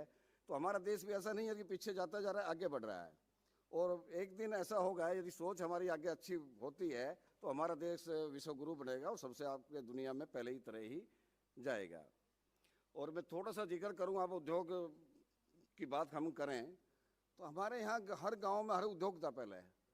हमने बचपन में देखा है, तो हमारे यहाँ जो बैलगाड़ी बनती वो गांव में बनती थी, कपड़ा गांव में बनता था, हर काम जो है गांव में ही हो जाता था। वो हर गांव यहाँ इंडिपेंडेंट था।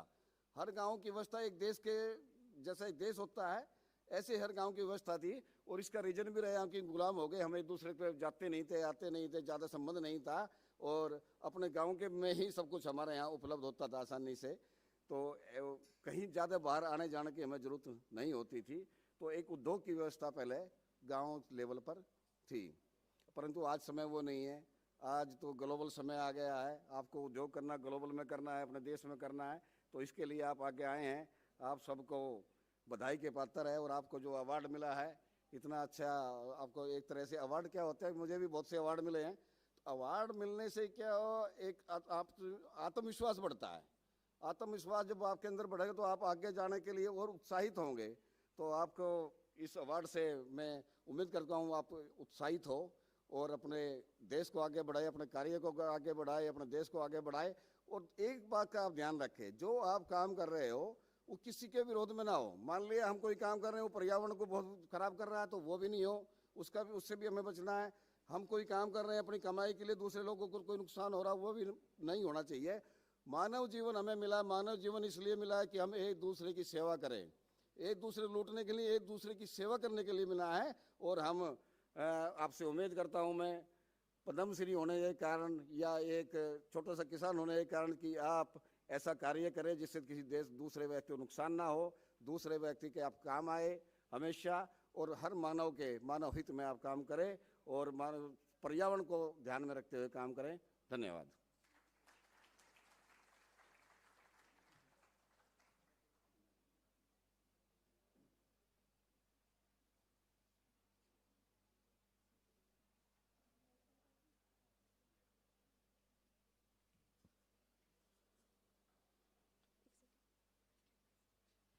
As we move further, I request Mr. Abhishek Singh sir to felicitate our new guests, Miss Bharti Birla and Miss Sangeeta Bhagat. Abhishek Singh sir, I think he is not available here. So ma'am, I request Subadra ma'am to felicitate Bharti ma'am and Sangeeta Bhagat ma'am.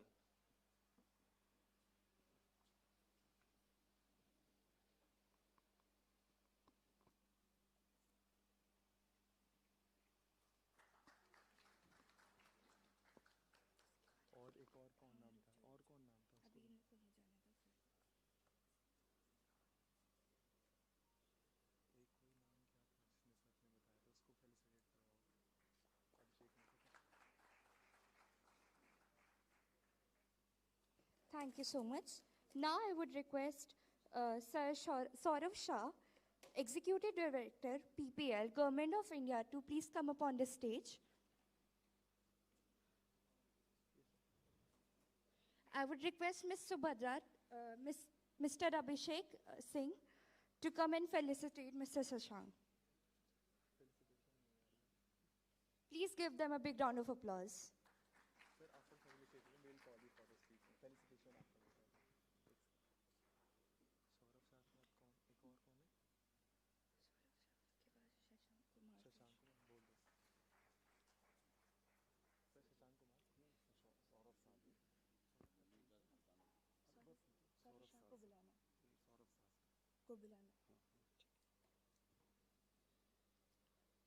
I request Sir Abhishek Singh to felicitate Mr. Saurav Shah. I would request Sir Saurav Shah to please come up on the stage and give some meaningful insights.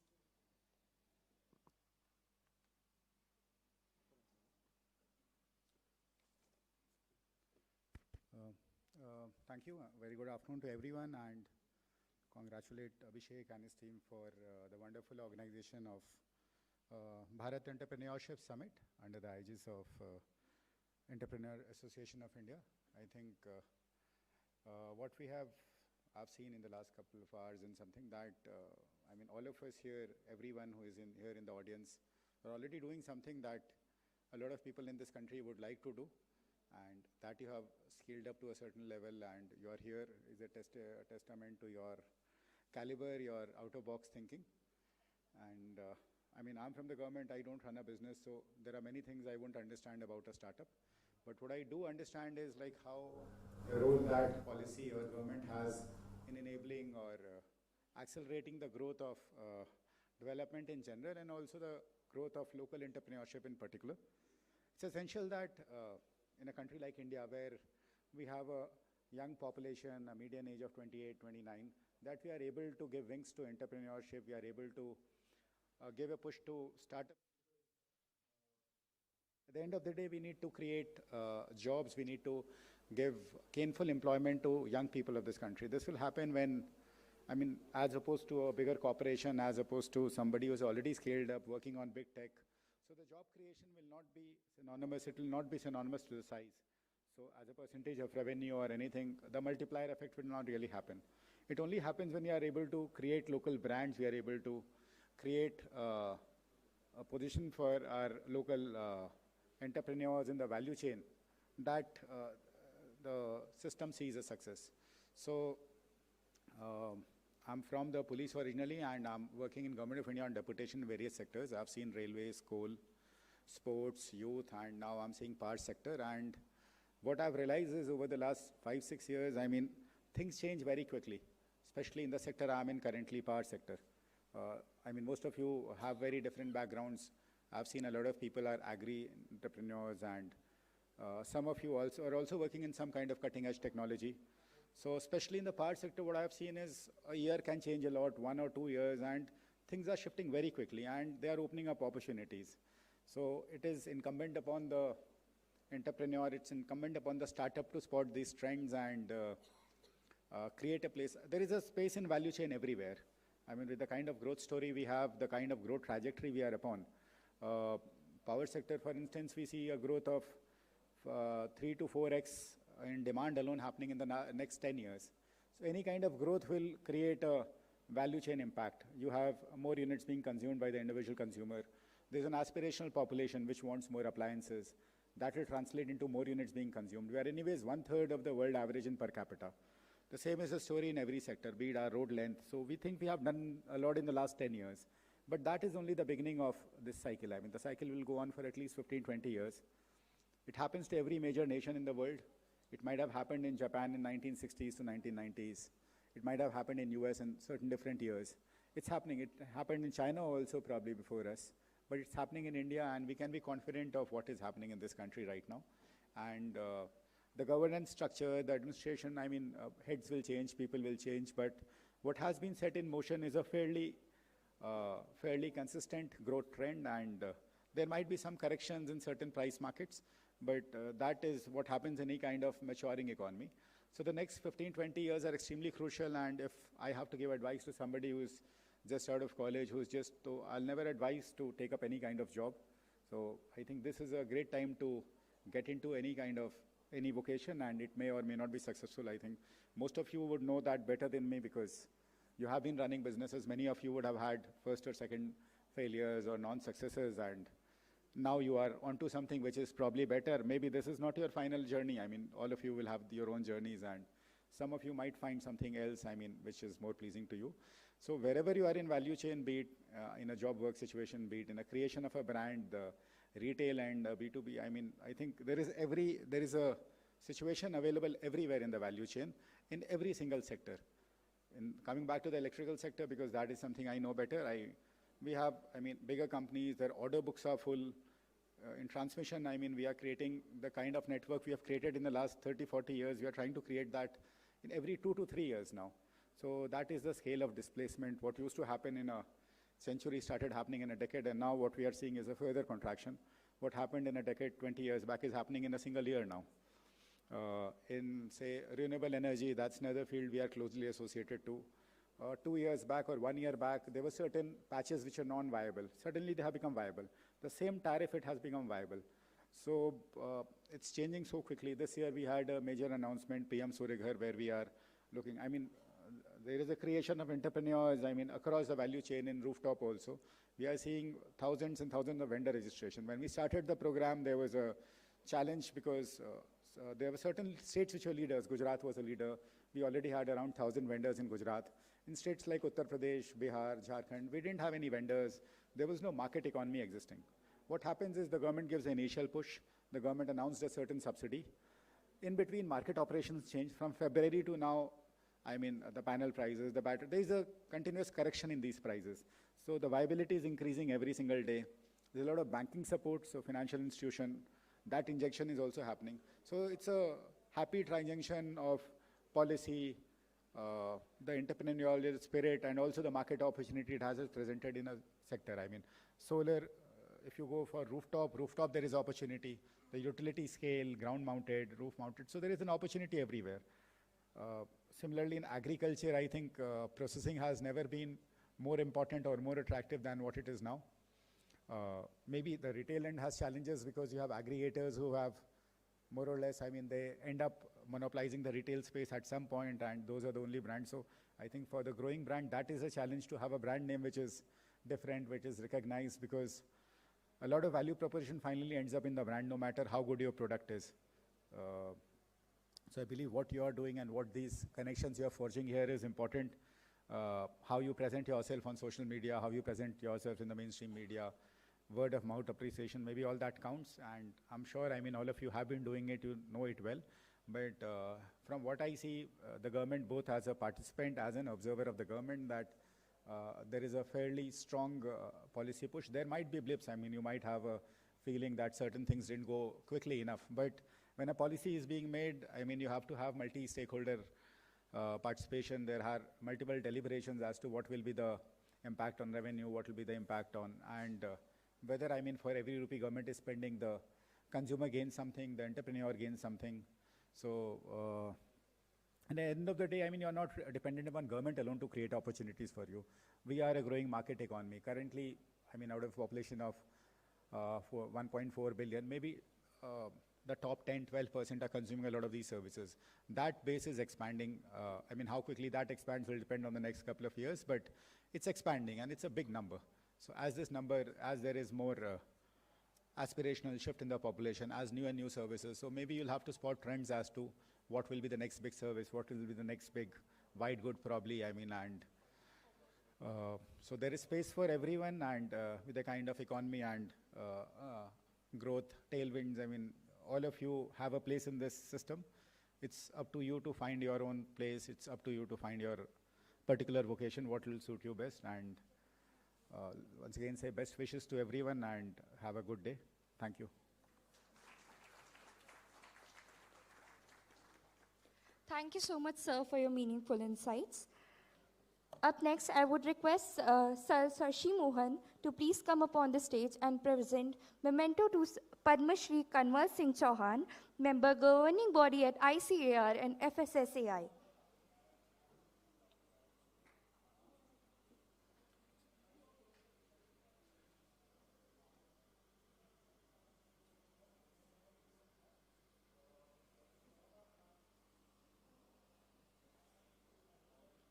I would request you all to give them a warm round of applause.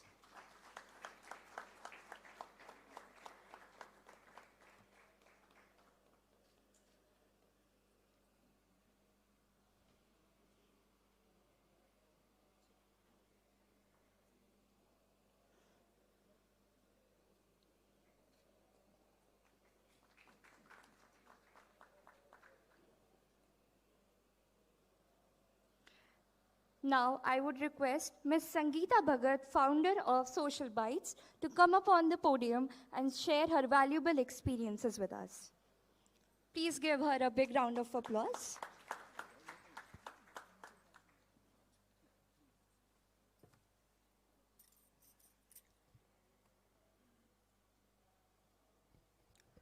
Good afternoon, all. It's indeed a real pleasure to be here amongst a dynamic group of entrepreneurs and innovators. And having spent 18 years in the aviation industry, now I have transitioned into an entrepreneur as a founder of Social Byte Events and PR Private Limited. And we believe in providing affordable, customized PR solution for entrepreneurs, SMEs, and MSMEs.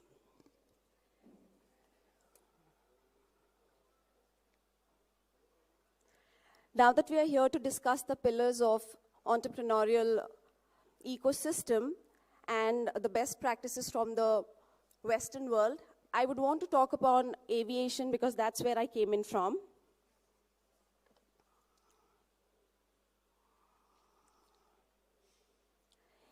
Aviation in India, until few years ago, was only meant for the classes, not for the masses.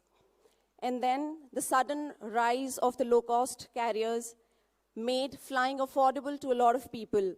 As in when the businesses started growing, and then people wanted to travel faster, and hence all these affordable flying options came in, making aviation accessible to everybody. The rise of carriers like Indigo, SpiceJet, Go Air opened opportunities for young aviation professionals, creating a robust talent pool. Strategic investments helped airlines like Indigo expand globally, rapidly with larger aircraft orders and shaping market strength. Also, low-cost flying expanded access, allowing travelers from smaller cities to explore global destinations.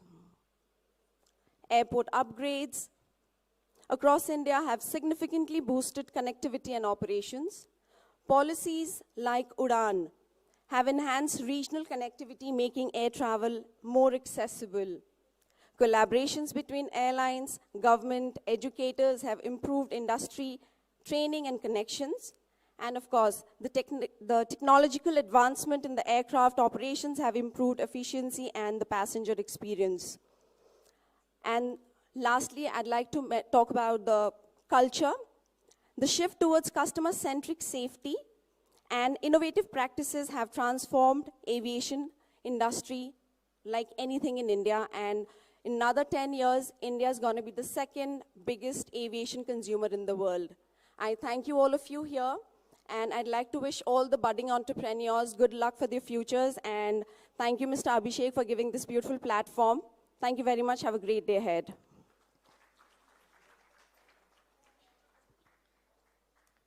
Thank you so much, ma'am. Now, I would like to request Mr. Shashank Kumar, CEO of BHARAT, to come up on the podium and give us some meaningful insights.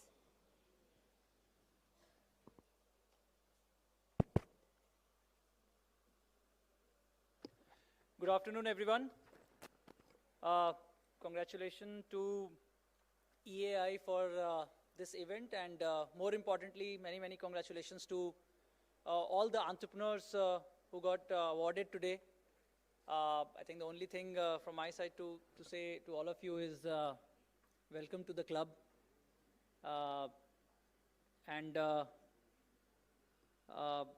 In this entrepreneurial journey, for me, it's been 12 years. But I think every next day, this thought gets stronger and stronger that all of us are same. Each and every entrepreneur, regardless of the stage, regardless of the sector, regardless of the background. I think everyone, all of us, we are in same boat. सबके दिमाग में रोज की मारामारी वही चलती रहती है. So we all are same. And that's the reason why, again, don't see myself qualified to give any gyan. But maybe very quickly, if I just share 2-3 things based on my own experience, which actually helped me, which helped us as a group of entrepreneurs while building BHARAT. One is thinking slightly ahead of time. So imagine that again, in our case, we thought about building an agri-tech enterprise back in 2010. Even the overall entrepreneurial ecosystem in India was not very evolved. Forget about agri or agri-tech. And then that too from Bihar. So, but yes, it was ahead of time. largely because there was a gut feel, there was a thought process that sooner or later physical digital connectivity will improve. Sooner or later, basically, again, the 14-15% of national GDP which comes from agriculture, it will become important for each and every stakeholder. And then obviously, to us, in our case, in my case, again, what excited was the scale. But this was, if I think today, that was definitely ahead of time. How it happened, why it happened, don't really know. But this is one thing which has been consistent throughout our journey. At any given point of time, regardless of our stage, regardless of the sort of milestones, resources, we always see ourselves invested in something which is ahead of time. Whether we are speaking now, or maybe 2 years, or 4 years later, or throughout the journey. Maybe like another example, if I just mention, 4 years ago, we started building export within Dehat. And again, knowing that probably I think somewhere down the line, the global food safety, food security, all these things which will matter. And then as on date, as we speak, we all know, or most of us must be knowing that export in agri from India, it just got doubled to $50 billion just in the last 3 years. So the whole point is that we keep thinking. I think this is something which has always helped us at Dehat, which is thinking slightly ahead of time. And I can go on and on this topic, but throughout the stage, throughout the journey, we have found, or we find ourselves consistent, and I think realizing that, that what has helped us. So that's why, again, it's not about telling you, it's more about telling myself that, that these things has helped us so far. So I think we need to be continued on these things. I think the second thing maybe I must highlight is what really helped us was, in general, I think, act fast, which is because you can imagine that in last 12, 13 years, and that too related to the rural area, and that too, again, in the overall Indian ecosystem, many things must have changed. So whether it's the connectivity, whether it's the internet penetration, whether it's the policies, whether it's climate, whether it's the age of farmers we have to deal with. So number of things kept changing. So, but again, this is another thing what has always helped us, which is acting fast. If I just elaborate this, so imagine we started in 2011, we got registered in 2012, and think that maybe like for first 7-8 years, there was no scale, there was no growth. While that was known to us, but you can imagine that, that a company which never raised any institutional capital, a company which could reach to an annual business of just 40-50 crore, maybe there's just 9,000-10,000 farmers. We used to set up our Dehat centers in rural areas, so those centers used to be 40. So itna kuch 7 se 8 salon mein, so you can imagine that, that what might be the way of implementation or the DNA of the organization. And then obviously the time changed, and more than time, basically the overall ecosystem got changed, or the need largely changed. More important, I think we also gained confidence that no, that model which is about providing end-to-end services to farmers, I think that seems working regardless of the corn growing area in Bihar, or regardless of the vegetable growing area in Ghazipur, UP. So that basically, but then imagine that in next 3-4 years, so from March 19 to till date, right? I mean, which is just 4 years in a way, we could grow by 100x. So as on date, again, not to flaunt the numbers, but just to give you a sense, like 100x in all aspects. At this point of time, working with 3 million farmers, we have 14,000 centers, annual business of 4,000 crore. The company which has never raised any institutional money could manage to raise $220 million. So I can go on and on, but the whole point is realizing कब किस चीज़ की ज़रूरत है और उस पर तुरंत act करना. I think that is another thing which really helped us. And this is very large macro view, but I think what we realized for ourselves that this requires maybe on day-to-day basis, week-on-week basis, or month-on-month basis, because in a fast-growing situation like India, शायद आज जो opportunity है वो कल ना रहे.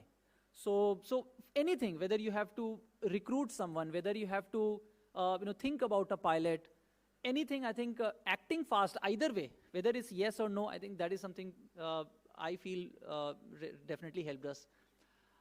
Third, I think, which is very blanket, which is constant evolution. Kal Teachers Day bhi tha. Sabne tweet kiya hoga. So the point is, once an entrepreneur, always a student. So constant evolution is something which is another important thing in our journey. And maybe again, if I just give a funny example. So I remember back in 2016, I was pitching to an investor, and he asked, and that too in the US. And he asked, what's your vision? So 2015-16, as I mentioned, that again, the total farmers count we had was 6,000. So what's your vision, right? So this is a very standard question. The standard pitch हमेशा ready रहता है entrepreneur के पास. But still, it was US, Silicon Valley, तो थोड़ी सांस खींच करके, बहुत मेहनत करके लगा कि कुछ तो बड़ा नंबर बोलना चाहिए अपने को, तभी शायद सामने वाला impress होगा. तो बहुत मेहनत करके एकदम मुट्ठी दबा करके, and then I said कि we want to work with 100,000 farmers. And he was like, what? And I go, yes, we want to work with 100,000 farmers. Then he asked, India में कितने farmers हैं? So I said like 100 million farmers. I mean, out of 100 million farmers, you want to work with just 100,000 farmers. So then another nature of entrepreneur कि तुरंत defend करने लग जाते हैं हम लोग. So then they immediately said, no, sir, there is nothing wrong with the vision, but we don't have money. So he said, that's your problem. So then basically he said that कि नहीं, तुम्हारा vision ही छोटा है, इसीलिए पैसे नहीं है. But the whole point is कि that was then, and now let's say if someone asks me, तो I say कि नहीं यार, we have to work with 10 million farmers. I'm very sure, शायद अगले साल कोई मेरे से पूछेगा, तो maybe this 10 will become 15 or 20 for that matter. So the point is, goalpost shift होता रहता है, but that is possible only if you as an individual or you as an organization put effort to to evolve constantly. And again, it's not an annual event. ये रोज की जद्दोजहद है. It has to happen every single day, right? वो जो growing 1% वाला फंडा है. तो I think long story short, ये तीन चीजें हैं which has always helped us. And I would repeat कि ये मैं आपको कम और खुद को ज़्यादा बोल रहा हूँ कि अगर ये तीन चीज़ें पिछले 12 साल में काम की हैं तो शायद आने वाले 25-30 साल भी काम करेंगी. I think जाते जाते nothing new, but maybe just another lens, because we all are entrepreneurs across ages, across sectors. In my view, I think this is the best time in India to build enterprise. And the reason why, again बहुत macro view है, लेकिन the reason this is very well established कि Indian economy from the current level to grow to like $10-12 trillion economy in just next 10 years. So the whole point is कि अगर base 4 गुना बढ़ने वाला है तो अपने को यार केवल वो धार के साथ रहने का है, मंजिल तक या कहीं ना कहीं तो पहुंच ही जाएंगे. It's just कि we just need to be with the flow. So the overall situation is very promising, whether it's economy, whether it's policy, whether it's need. As we all know, right, कि 25-30 years age group, the overall population is 50%, right? And we all more or less belong to that category. That means कि हमें मालूम है कि इस age group को क्या चाहिए, whether it's healthcare, whether it's education, whether it's food, whether it's content, whether it's clothing or whatever it is. So I think overall nutshell, it's a best time to build enterprise in India. Maybe few of you must be or might have heard or thought कि यार ये funding winter आ गया and so on. But I think guys, दुनिया में world class enterprises funding winters में ही बनी है. So the overall timing is great, situation is great. अगर दिमाग में कुछ है तो अपने को लगे रहने का है. I think एक दिन आता है वो चक्का अपने आप घूम जाता है, पता ही नहीं लगता है कि क्या हुआ, right? You will be the same, your methods will be same, your vision will be same, but I think like just one day before and after, you will start seeing that things or people or the situation started treating you differently. This will happen provided you have a very strong conviction on what you're doing. So I think seeing the overall situation, macro best time है, लगे रहने का है, इस तरह के forums पे बिल्कुल आना है, जो भी अवार्ड खाना पीना मिले खा के आने वाले कुछ महीनों का रिचार्ज कूपन होता है, ये चार्ज अप होके जाने का है और लगे रहने का है. All the best guys, all the best.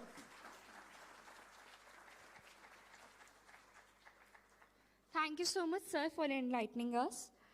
Up next, I would call up Ms. Bharti Birla, Enterprise Development Specialist, ILO, to come up on the podium and share her experience with us. Give her a big round of applause, please. Thank you. Thank you so much for having me here on this entrepreneurial summit. I'm Bharti Birla. I'm the Enterprise Development Specialist at ILO, United Nations. My role is to help the South Asian governments, employers, and workers' organizations to help develop enterprises and look at entrepreneurship, but also look at how do we use entrepreneurs and entrepreneurship to create jobs. And I think this is one very critical role that you as entrepreneurs are playing. I was very inspired by the story of Padmashree Kanwal ji, and also what you mentioned, bringing together so many agricultural workers together to set up something which is useful for them. One of the things that I also want to share with you that I was also, like you, worked in a core team that set up the first B2B legal portal in India and also on intellectual property somewhere around the same time. And it's really interesting and to see how innovation comes up and how forward or how ahead you are in the game of entrepreneurship, because that really matters. I also want to share with you that ILO has a report. ILO is International Labour Organization, and it has a report of 2019 which talks about entrepreneurship and which talks about small and medium enterprises and the role that they play in creating and contributing to the global economy. In fact, 2/3 jobs in the world are actually created by small and medium sector enterprises and entrepreneurs like you. So a big round of applause to all of you, because those are most critical in reducing poverty, in meeting the Sustainable Development Goals. Now the question is, how do we take this forward, and how do we look at entrepreneurship also from the lens of job creation, and also what kinds of jobs and decent jobs and jobs which are more productive and competitive, but also make sure that the enterprises that you create also are able to participate in not just the supply chain nationally, but also go global, become part of global supply chains and actually become more competitive and sustainable. And for that, we really need a policy environment to nurture entrepreneurship. And today, when we talk about the ILO model of enterprise creation and entrepreneurship, we talk about inclusiveness, we talk about an ecosystem where policies, where markets, finance, human capital, business development services, and the entrepreneurial culture is not just limited to, elite few, people who are trailblazers or people who get into entrepreneurship because they have something new to offer, but also to think about people who become entrepreneurs because of the necessity. There are many kinds of workers who work in India in the informal economy, and I always get inspired by some of the, Exporters Association in Tirupur, who always talk about how the whole Tirupur export cluster was created. They say that today's worker is tomorrow's entrepreneur. So the question is, how can you as entrepreneurs also nurture and think about inclusive entrepreneurship environment and create more innovative models like the one which was presented here just before me, and what Kanwal Singh also told about. How can we also become mentors to those entrepreneurs? How do we mentor cooperatives or collectives of workers who want to become entrepreneurs like you? And several universities are present here. So how universities can create that culture of innovation and culture of entrepreneurship, not just for yourself, but also for making an inclusive ecosystem. I think what is important is that as entrepreneurs, from the ILO perspective, you're creating better livelihood options, you're creating jobs, you're also driving innovation because you're ahead of the game, you're flexible, you can innovate, you can transform. And the question is, how do we bring your value also to the schools? How do we create a culture of innovation and thinking in schools, in colleges? And I think what we need to do right now is to, use the youth dividend which is here today, and actually support and create an ecosystem which can nurture you and also nurture future entrepreneurs. And in the last, I just want to say that ILO also have different programs which look at entrepreneurship. We have programs like Start and Improve Your Business, Digitalize Your Business, where different kinds of entrepreneurship services are also provided. And also ILO looks at inclusivity in terms of how do women or gender is incorporated into entrepreneurship. So we have a program called Get Ahead, which looks at specific needs of the women entrepreneurs and how do they sustain their enterprises. I think in the end, I just want to congratulate you. I was very happy to see a lot of women entrepreneurs also coming up and receiving the award. So kudos to you. And I wish you all the very best because you are the people who are contributing to nation building as well as taking India to the rest of the world and being, and I hope that you can also take India to the global economy and contribute to the global economy as well as to the sustainable development goals. So thank you so much for having me here. I wish you all the very best.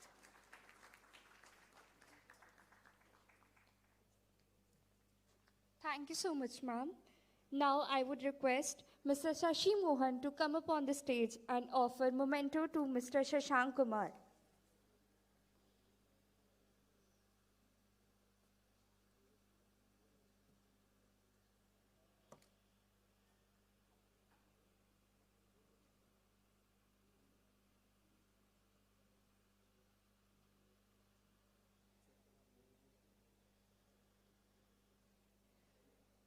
I would request Mr. Manoj Atri to come up on the stage and grant a memento to Mr. Shashank Kumar.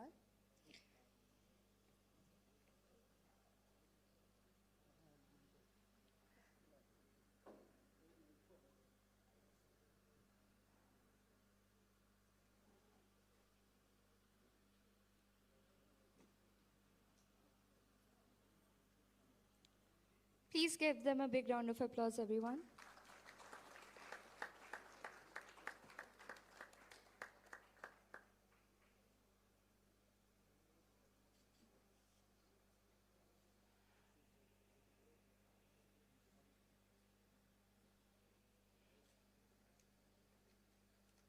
Thank you so much, sir.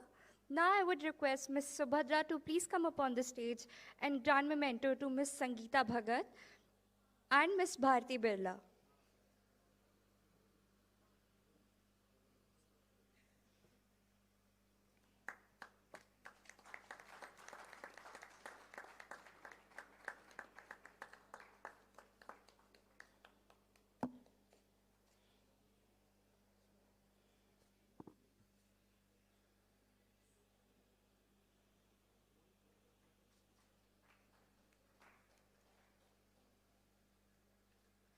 Thank you so much. Now I would request our esteemed guests to please go back to their respective seats.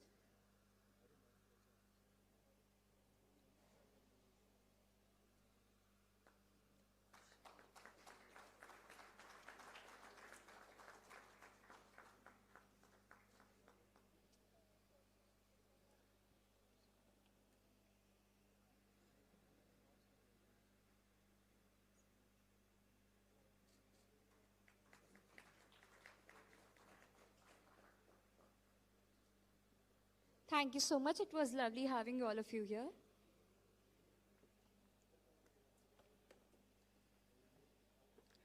Now, as we move forward, we have another exciting segment lined up.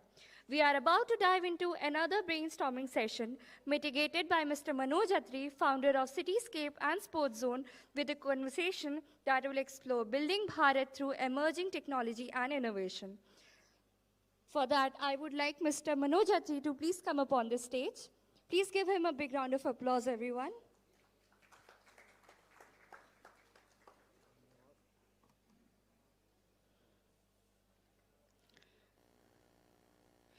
I would request Mr. Sajja Praveen Chaudhary, Director of Policy Bazaar, to please come up on the stage.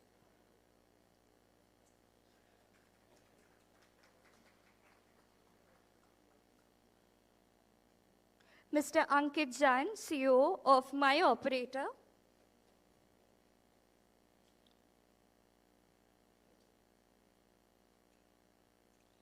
Warm welcomes would be appreciated.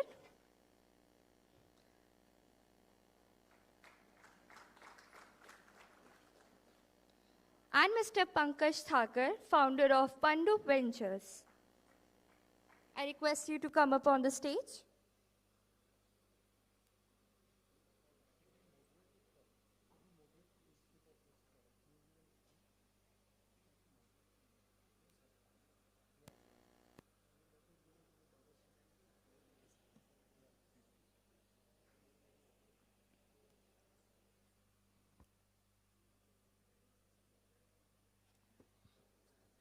Thank you so much for joining us. Now I would request Ms. Subadra to please come up on the stage and felicitate our guests.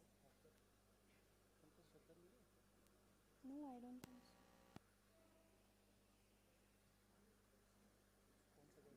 so. All of them.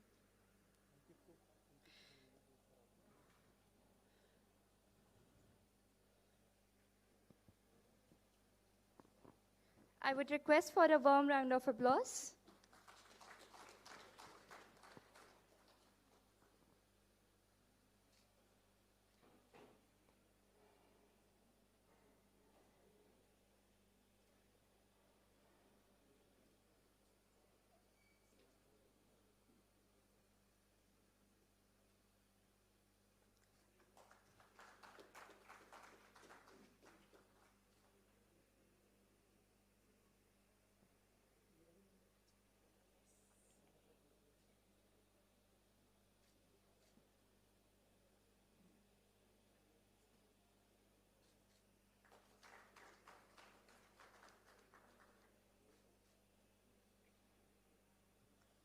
Thank you so much, ma'am.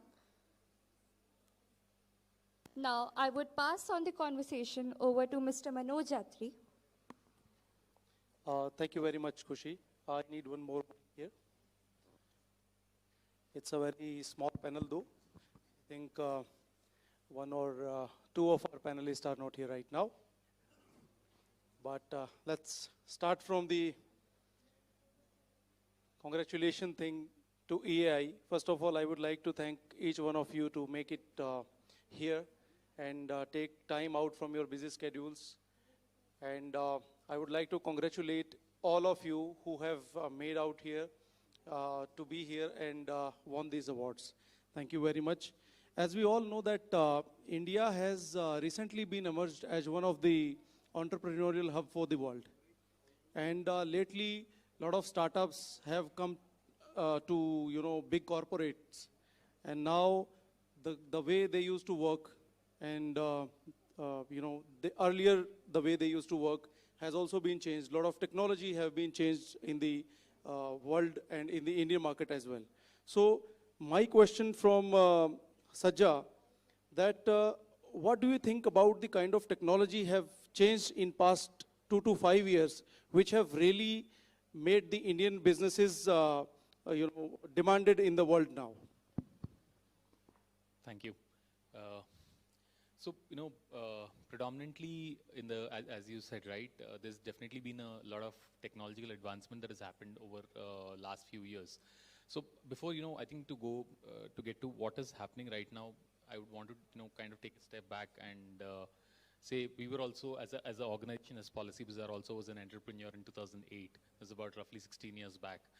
Now, when we started versus, during the journey versus today, if you look at one thing which definitely has changed and which, we can also say is one of the parts which helped this entire ecosystem move is how the, how the internet has shaped up in terms of the bandwidth or the broadband movement, or the kind of, how do we call it, the speed of internet and its usage on the mobile, if you consider that too as a technology kind of a thing, right? The advancement that happened in it is one of the things which led to people kind of being able to browse on mobiles or systems at much faster speeds than what it was earlier. And also the second part is about the security around the payments and the systems that has changed, right? Versus what people would have, if you would have asked someone in 2008 going back, or 2010, if they would use their credit cards online to buy something, the answer would have been, a lot of no's around that. But compared to that, as the journey moved kind of, the kind of, one is obviously the internet bandwidth or the speed of internet that's moved on. And the second thing is around the security systems and the technology around payments and all of that, whether it's, wallets or UPI or the credit cards that have, emerged and the security systems that emerged, which made people start buying on Flipkart, Amazon, and all other sites, or these transactions much more easier, which obviously also led to kind of say something of an ecosystem like insurance easier online. Otherwise, insurance is the last thing that would come to your mind at any point of time. Right? You'd run away from insurance is the first thing. So that's how kind of things would change. Had this entire technological shift not happened at that point of time, which is, in terms of faster internet being available, or security systems being developed to the extent that people would feel comfortable to kind of make payments online, I don't think even the insurance ecosystem would have moved forward. Kind of. That's how, I'm just trying to take a step back and explain in parallel, right? That's what has happened between 2008 to say 2015, 2016. And now if you have to compare in the last 2-3 years or as we move forward, yes, there's a lot of movement that's happening on the other side of it, which you speak about, say AI or system learning and all of the things which are becoming, and some of this becoming much more accessible in the form of SaaS products and so on and so forth. It's not like earlier when, only large companies would be able to access some of the tech solutions. It's like today you have almost even any small entrepreneur or a single one-person company or a single person who's working as an entrepreneur being able to access the similar kind of a technology, almost similar kind of technology on a different payment basis kind of stuff. And that's what is definitely somewhere driving up, how do I put it, the kind of movement in the way people or this entrepreneurial structure, or if you call this as a segment kind of a thing, the companies who are just starting up and kind of moving one step forward versus, someone who's able to kind of leap 10 steps forward using technology. So that's one of the definitely key things which is there. And I think this is one thing which, as I said, it's something which you should embrace. Otherwise, it's just going to be that just before you realize that, I could have done this, someone would have done that and, would have moved 10 steps forward. And then you would have to almost again start from scratch for searching for a new idea. Perfect. I think it has given a lot of insights to the listeners. And my second question is about, like as we just discussed, that there are a lot of businesses which have made it to $1 billion company, all right? Or some of them are like just trying to make it. I think a lot of people who are sitting over here are in that position, and they are trying to bring their business to the best, and they just wanted to create a $1 billion business. I think it's a dream to all the entrepreneurs in India right now. So Ankit, the question is to you is right now, in what shape your business is and how do you think it to be grown? And what do you think is approach of becoming a $1 billion business is good, or it is keeping you in a circle, and the other thing you miss out?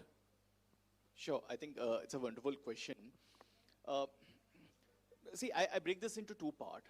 One, that I often see this as an unnecessary pressure on every entrepreneur to be a $1 billion company, whereas we have seen, thousands of small businesses which are actually doing a beautiful business out there.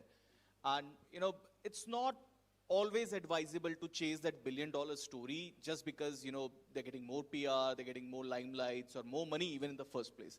I think at the end, if business is solving a genuine problem, and there are hundreds and thousands of small problems that everybody can solve. And if you're solving a real problem, and you're building a business on it, which is sustainable, which is growing, I think is a fantastic idea. At the second time, there are always some traits, which we look for. How do some become a $1 billion business? And it's very important for us as a country to have more and more $1 billion business in the first place. And that's why probably they get so much limelight.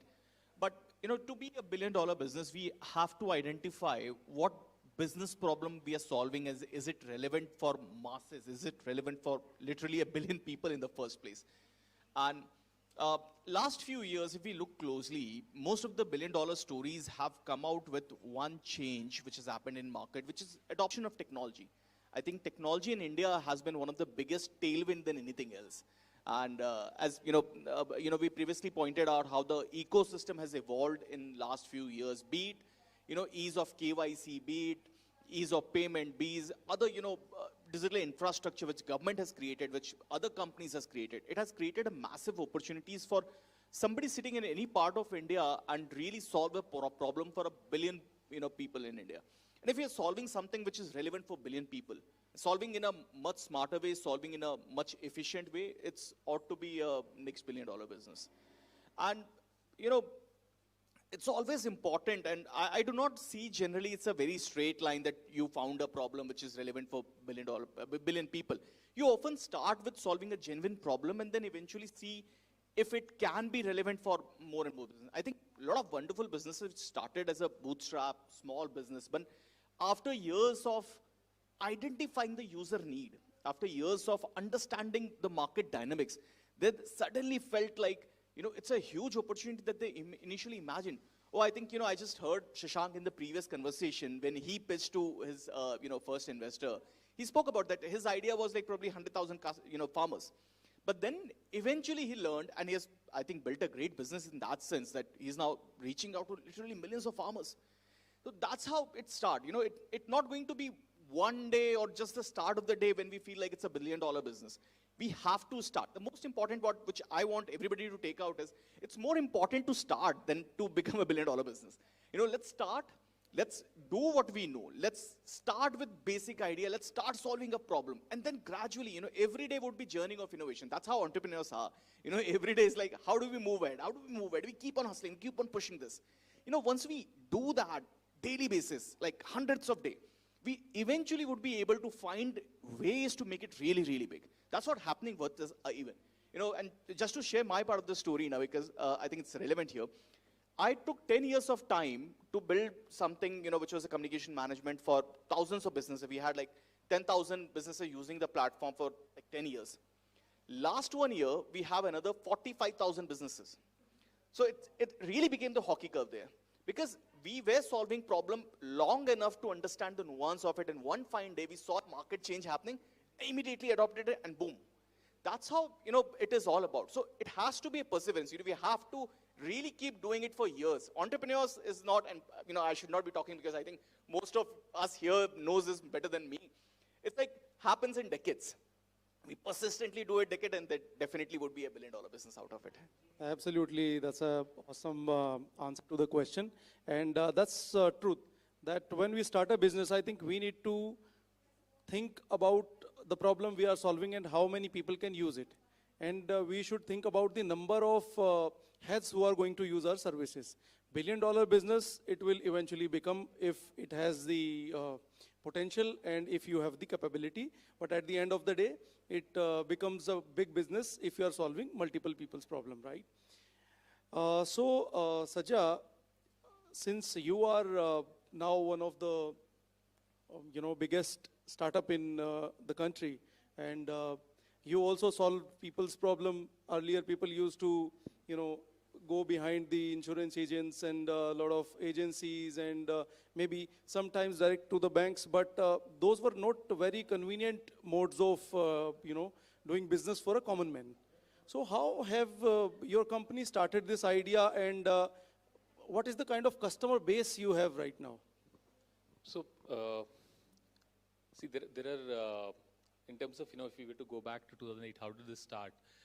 Primarily, it happened with Yashish, our founder, realizing that the policy that his dad had was something very different from what he was told and was sold. Obviously, this often happens in any market. It's not about insurance. It's about any ecosystem or market where there's no transparency or where there's not enough, and there was nothing called online on that day. So whatever the person would have come and would have told you is what it is, right?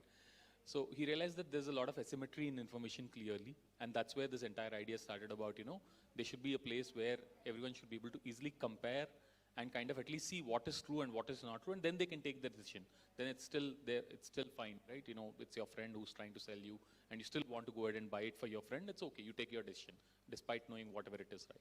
That's how it started. But then, the journey, I think it was not whatever we see today that, you say it's a large company and a listed organization and kind of, obviously, the journey had its own turns and twists, kind of.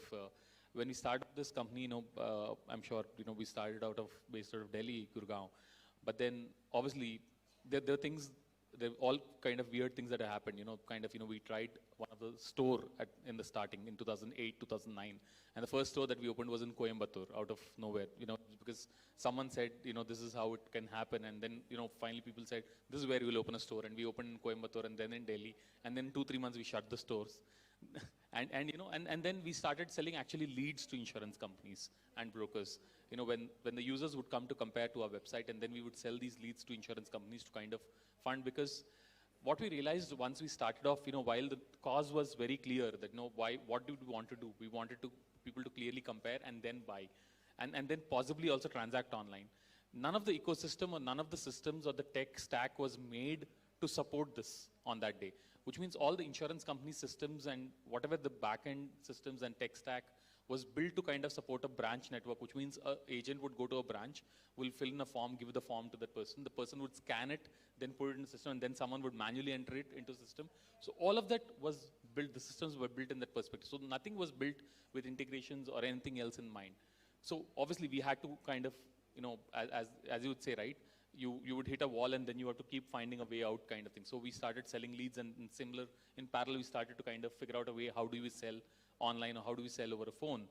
And obviously there were also scenarios like all crazy scenarios, like, used to kind of speak to customer, convince them, and then kind of courier them a form. They would courier it back, and then we would, it would take about 3 to 6 months. And then it also happened in such a way that we had to kind of put up a tech team and a tech org side beside this in parallel, because we realized that insurance companies also had their own pipeline of tech, and they had their entire way of how they want to build their tech and their timelines for it. So we could see that nowhere that this was getting prioritized in terms of online ecosystem was never getting prioritized, right? So we had to build ecosystem, we had to build a tech team to kind of take care of that tech and then build it and deploy it on insurance, and then kind of make that entire ecosystem work. So it's like, basically you could see through that you would want to do something, and obviously the other party on whom you're dependent on does not want to do that right now because it's not their priority. Then it's about how do you kind of, either you say, either you live with it by ensuring that you kind of do something else to stay down that path, or at the same time, you also create a path for that other party to accept it and move down that direction, right? So that's what we did at that point of time. So it's like we built the tech systems, or we built the tech solutions, then deployed it with insurance systems, and that's how it moved on to what it is today. And on the other hand, this is primarily what is there on retail side, right? Which is primarily your regular term insurance, health insurance, and so on and so forth. On the other side, what we also do as Policy Bazaar for business is something, again, what we started to build probably about 6-7 years back, primarily ranging from any kind of, either a startup or a SME to large corporates as well.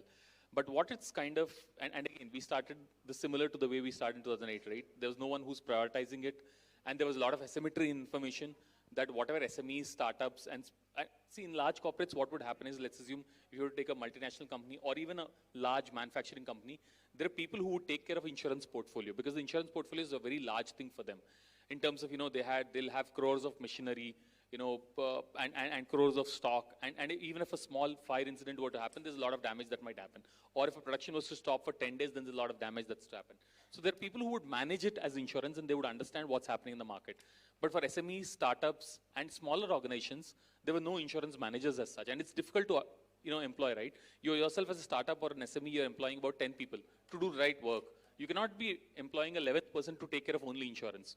That's where we saw a lot of asymmetry, and that's where Policy Bazaar for businesses started on, where we said we could create a platform similar to Policy Bazaar for retail policies, similarly, say, for a fire policy or for a property insurance or a goods insurance or a transit insurance, or say a group health insurance for as small as 7 employee organizations, where you can compare online and kind of understand what is the proposition that you're getting, and then you kind of take a decision whether you want to buy from us, want to buy from somewhere, whatever it might be, right?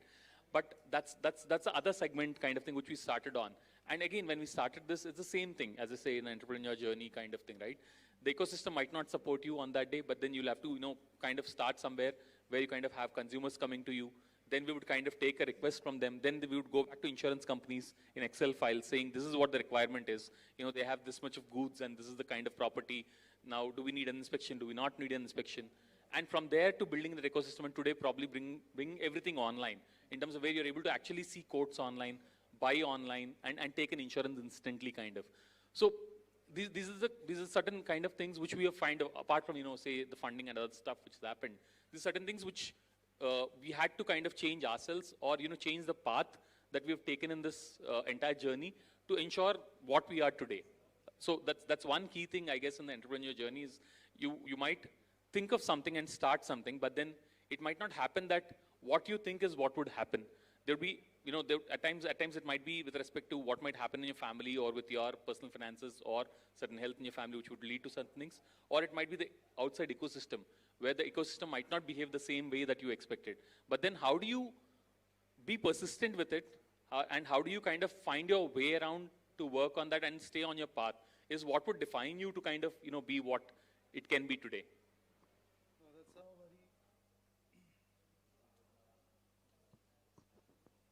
That's a very deep insight of the business you do, Sajja. Since we have been talking about big businesses, we have been talking about innovation, we have been talking about technology and a lot of driven factors. But what we are not talking about here right now, which is very necessary to talk about, that there are a lot of young entrepreneurs sitting here. And you and people like me and these people maybe in the same space where they're trying to grow their business. And since you are also on a growing stage of your business, so what are the kind of key learnings and what are the kind of supports you get from the government? What are the kind of supports you get from the banks? What are the kind of support, or you particularly have to bootstrap your businesses all together, so what are the kind of hurdles you get and how do you overcome it? I think I would like Ankit to answer this question. See, I think, starting with government, it's fundamentally doing what it should be doing, create a infrastructure, digital or, on-ground infrastructure. And I think, seeing especially last 10 years, and I feel so excited about it because the digital infrastructure that's been created around is like phenomenal. We talk about Aadhaar, we talk about UPIs, there is ONDC. It's like changing the scape of it, changing the whole face of, the country in the first place. Rest, there are banks, there are VCs, etc. And, as an entrepreneur, we always look for whatever can help us, should talk to them, we should go and reach out to them in the first place. But what I want to point out now, after building a business for over 10 years, something which I feel more important is beyond, say government or banks or anybody else, it's a tailwind that we should look forward to. How's the market changing? I think one of the things that most good entrepreneurs do differently is understanding how's the market changing, and they are, like, in a sense, visionary. They are able to see what's changing, how the market going to shape up, etc. And I'm pointing out this because we actually are sitting on a time where we would see one of the major transitions, especially on IT side of it, especially on the tech side of it. It's just because of one word, which is AI. We would have already heard about it hundreds of thousands of times, but I think still is important because that's going to change how we interact fundamentally. As last 1 year I've worked around AIs, I've been put deep into AI. I clearly see this is one big changing moment, not just for India, not just for entrepreneur, but for everybody as a consumer. How we interact with system, how we buy things, how we, plan ourselves, how we do everything on a, be it mobile, computer, etc. Everything going to change. One of the first thing that, AI going to change is just simplify everything to a deepest level so it can be adopted by anybody. Why this is important, why AI is important, because it is the moment like these when big businesses or new businesses comes in. I've been saying this a lot more than ever, that companies like Amazon, etc. came in when internet came in. So the tailwind was internet. The companies like Zomato or Uber, Ola came in when GPS or mobile came in. And these were the tailwinds which actually helped a lot of new businesses build something completely innovative on top of it. That next wave, if we are looking for, what is that one wave? It's the AI. Now, everybody, irrespective of whatever domain we are working on, it's very important because this is going to change how we interact with digital systems, how we interact with our consumers. And it's going to create a lot of new market for entrepreneurs to bring in new opportunities. And this AI alone will create such a massive opportunity in terms of building we can't even see right now. We probably would be connecting the dot backward. We can't imagine right now because I fundamentally see we can't imagine the power of it right now. We're just guessing about it, what it can do. But trust me, the more I understand, more I see this is creating more and more opportunity for entrepreneurs to bring in new kind of services, new opportunities in the business. And hence it's very important, even if you feel like, oh, it's like completely rocket science for me, it's very important to start using bit of it, start understanding bit of it. It's going to change how consumer behave, and hence it's going to create a lot of opportunities for entrepreneurs to, park on it, to build on it, and will be massive opportunity to build on top of it. Perfect. So now we have been talking about all these aspects. There is some real aspect to this thing also. Like, there are a lot of challenges in terms of employees. If I talk about the big corporates, they are doing a lot of practices. They are doing a lot of things to retain their employees. And the same kind of challenge the startups and the middle-level growing companies are also facing is how to hire good employees and retain them.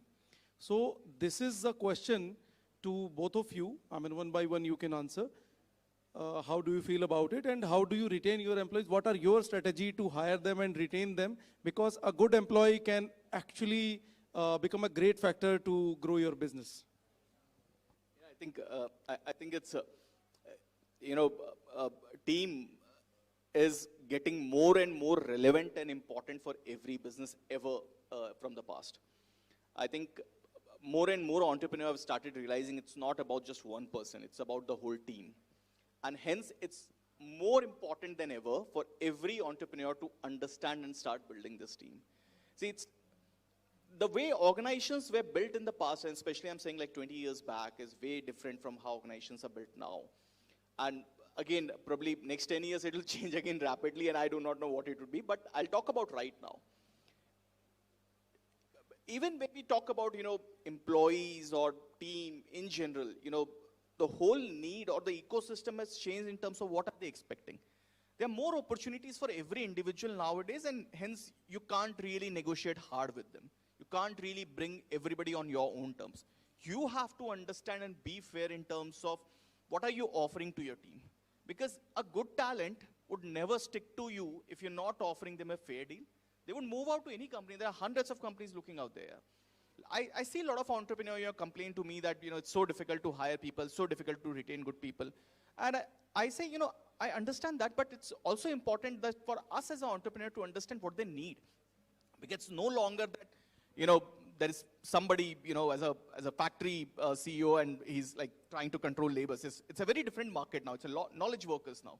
And people are smarter than ever. People are demanding than ever. And people are talking about the ESOPs, which is like practically stake in your company. People are talking about the culture. People are talking about, their rights, etc. And with generation changing, I think this will get more important than ever.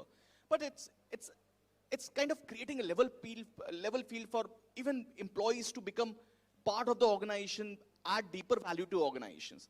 It's no longer one-man show. It's about the whole team. And more we build a culture which is open, respectful, more it is about platforms which is letting them grow, the higher the company would grow. That's what I have been seeing, especially in the last few years. Millennials have changed the way they work. Gen Z is going to be tougher. Absolutely. So, from our perspective, I think, I have a couple of perspectives on this. One is how, as an organization, we have seen in the last 15 years with respect to employees versus the organization kind of thing. And the second thing is how we today see it as a business, because, we also run a business which deals with employee-related solutions for a wide range of, whether it's startups, SMEs, or large corporates kind of. Coming to the part of, how it has been with us kind of, obviously, as Ankit was saying, right, some part of it, there's definitely a change of way how employees would be looked after or would be treated, or their expectations with respect to how companies used to, probably operate earlier versus what the expectations are now, clearly, whether it's, in terms of ESOPs or, what they would like to kind of look at as a growth path, or whether it's about, in terms of technology, whether they'll get that opportunity or not, and everything, right? Now, having said that, one key thing which we clearly realized, I think, from starting is in terms of understanding at every key point that you as a leader or you as a person cannot be doing everything and cannot be keeping dependency on yourself if you want your organization to outgrow and, kind of run at at a much faster pace. So it's a decision that you have to take. Whether, are you saying, you would want to run, let's assume if you are an entrepreneur running one store in one city or one town, which would do some, say, X activities. It's up to you whether you want to, 5 years down the line also keep running that one store, or you want to be running 50 stores.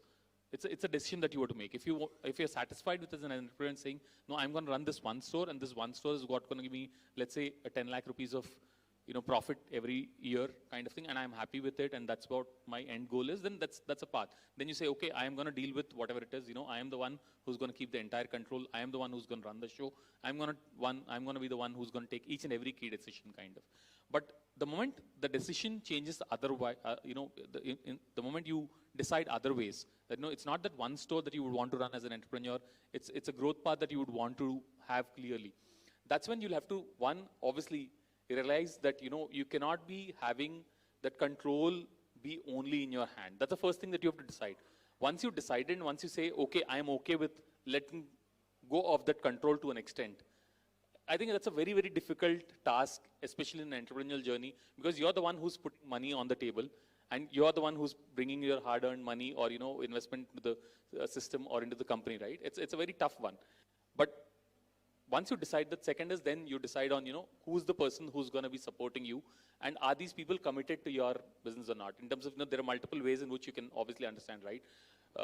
When you're choosing them, being very clear about, what is their background, what's their family background, and how hungry are they to run along with you and kind of to contribute with you, and kind of how aligned are the goals or not.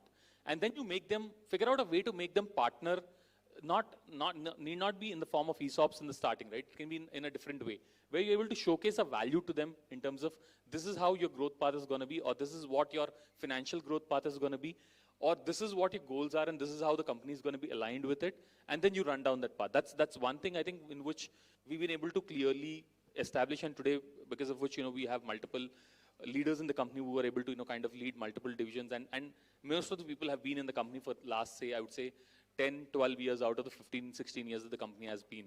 Coming to the second side of it, which we see from business perspective, we also provide, obviously, a lot of employee solutions that we provide to corporates, whether it's as large corporates as like, Axis Bank or Quest Corp and so on and so forth, or to a small startups or manufacturing firms, which can start as small as 7 employees. There's a clear-cut shift that we've seen over the last 6 years, right? There are more and more SMEs, I would not say the single-person startups or the very new startups kind of, but those who have the wantingness to go beyond, controlling that single store or wanting to expand kind of, they're able to see that they'll have to somewhere kind of take care of their employees to the extent possible. Obviously, financially, obviously you would, kind of, give them salaries and all of that stuff. But one thing that they look at today between a startup or a small SME versus a large corporate is the additional benefits that they might get. I think, Sajja, we need to bring it little short. So the extra benefits, some of the extra benefits that they see, right, apart from the growth path kind of thing, in career growth, they also see other benefits in terms of what are the additional perks that you're getting. One of the basic things might be, say, employee health insurance, which, again, as I was saying earlier it was not accessible. It was not really possible for as small as people like 10 members to get it. But now it's become accessible kind of it, with platforms like ours being there. So this is one clear shift that we're seeing, where small SMEs are also starting to look at this and are providing these opportunities to employees. Again, I would not say that this is one of the reasons, but you have to understand that for an employee who's working in a 10-member company or a 15-member company, the salary that they would get versus the expenses that they would have at the family, a small incident of a health in their family can lead to them taking a decision saying, this money is not enough for me. So these are the kind of things which we're clearly seeing a trend kind of. So, I think some of the things you'll have to work on that front as well to see what all can you map to what their growth path or what other corporates or slightly larger companies are providing versus what you can do within your means. Sure. Sajja, we got that from you, that insurance is very, very important in our lives. And now, since you have just said the word hungry, so I think most of us are very, very hungry right now and have been waiting for the lunch to come. It was a very exhausting session. Not only this session, people have been waiting since 4 or 5 hours, and I would like to give them the opportunity to go and have the lunch. But before that, I would like to ask both of you to give us advice in a single line Saja, do not brief. Brief it in one-liner only. And Ankit, from you also, I just want you to just say a one-liner advice to our listeners, please.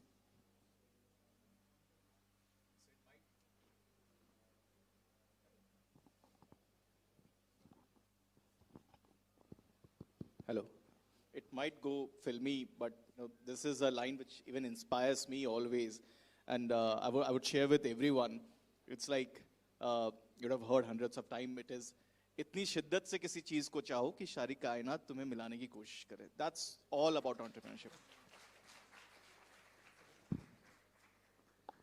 What do you? I think somewhat related to it, although not a filmy dialogue, but I think it's about finding your way out. As I was saying earlier also, you'll always hit walls, you'll always hit obstacles, but it's about finding your way out to go the mile that you would want. And in last, I would like to again thank each one of you. Without you, it wouldn't have been possible. It was a great summit. Thank you very much. And please have a big round of applause for yourself. Thank you very much, guys. Thank you very much. Let's meet at lunch.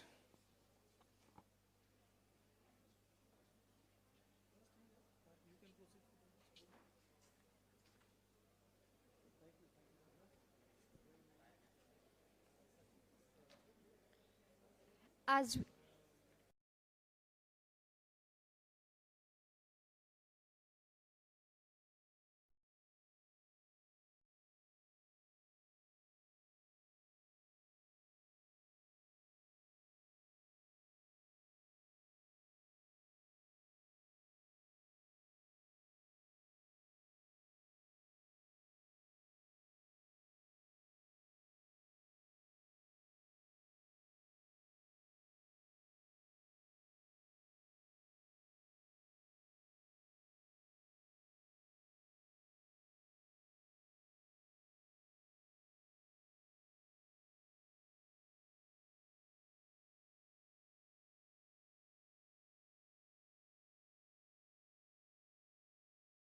Mr. Sajja and Ankit.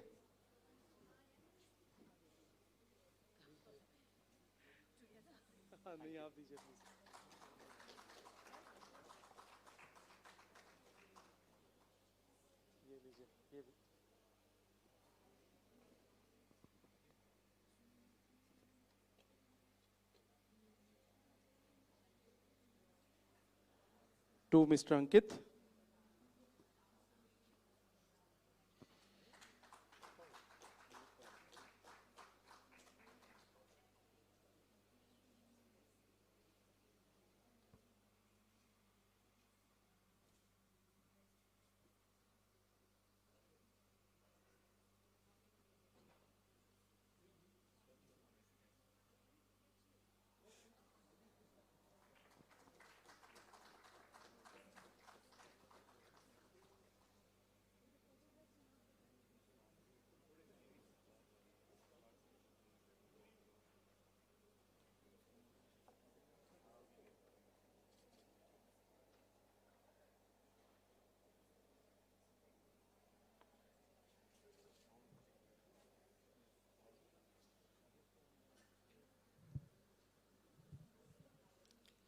thank you so much, everyone. I would request you all to move back to your respective seats.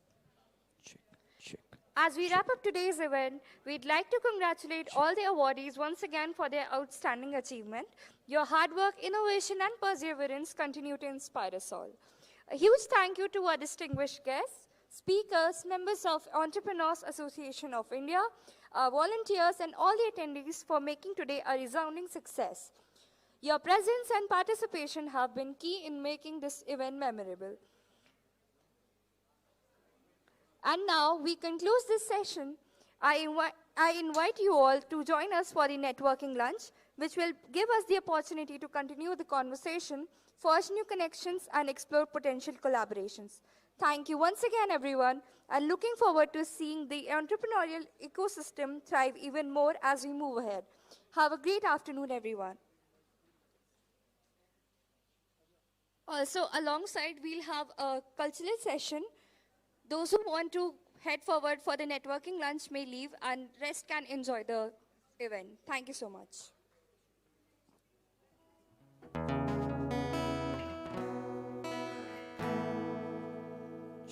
Check.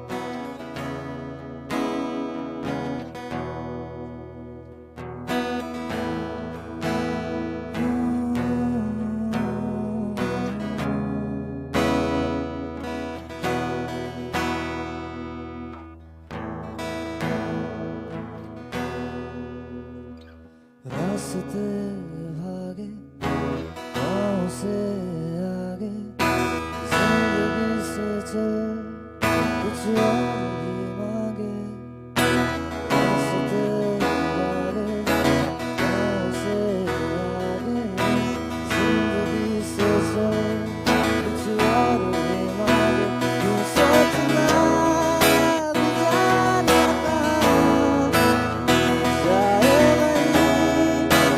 जाए सबरियां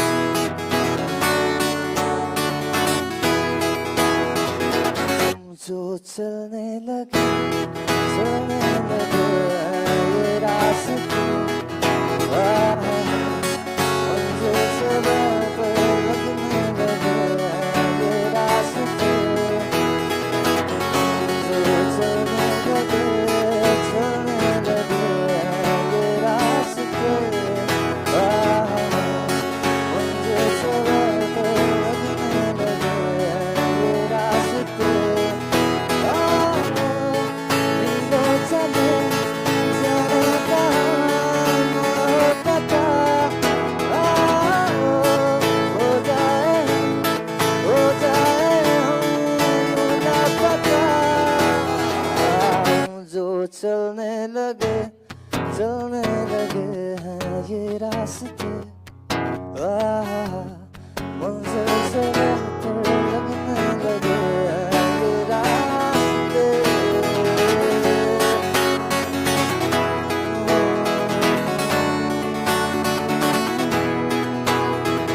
बैठे बैठे ऐसे कैसे कोई रास्ता नहीं आसान है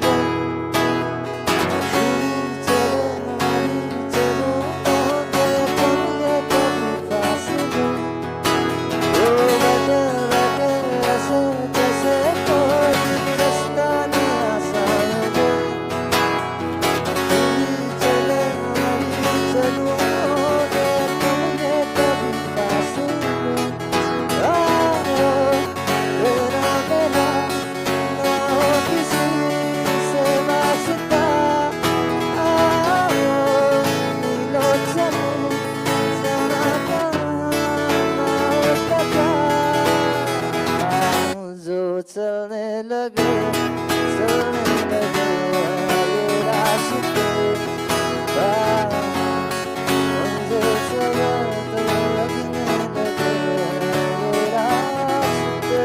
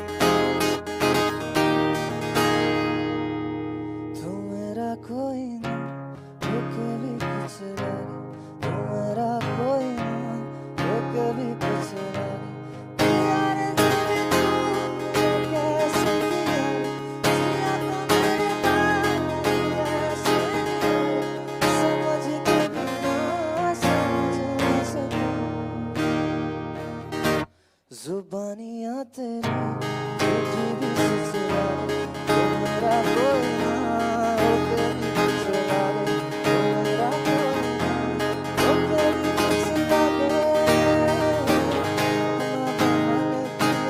अपना बना ले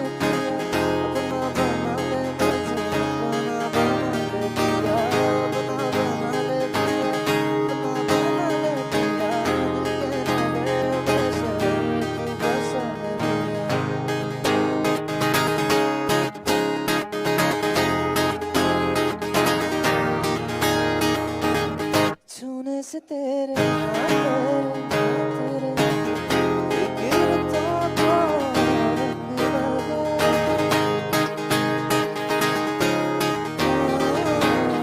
छूने से तेरे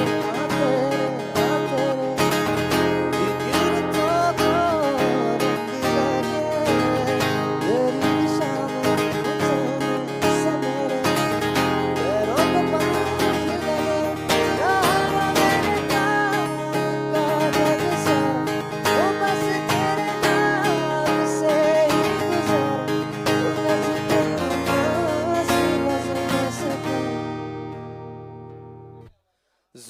कहानियां तेरी झूठी भी ससुराल मेरा कोई ना हो कोई ससुराल यारे जब तूने कैसे किया यार मेरे लाल कैसे किया समझ के भी ना समझ ना सकूं सवेरों का मेरे तू सूरज लागे तू मेरा कोई ना हो कभी कुछ लागे तू मेरा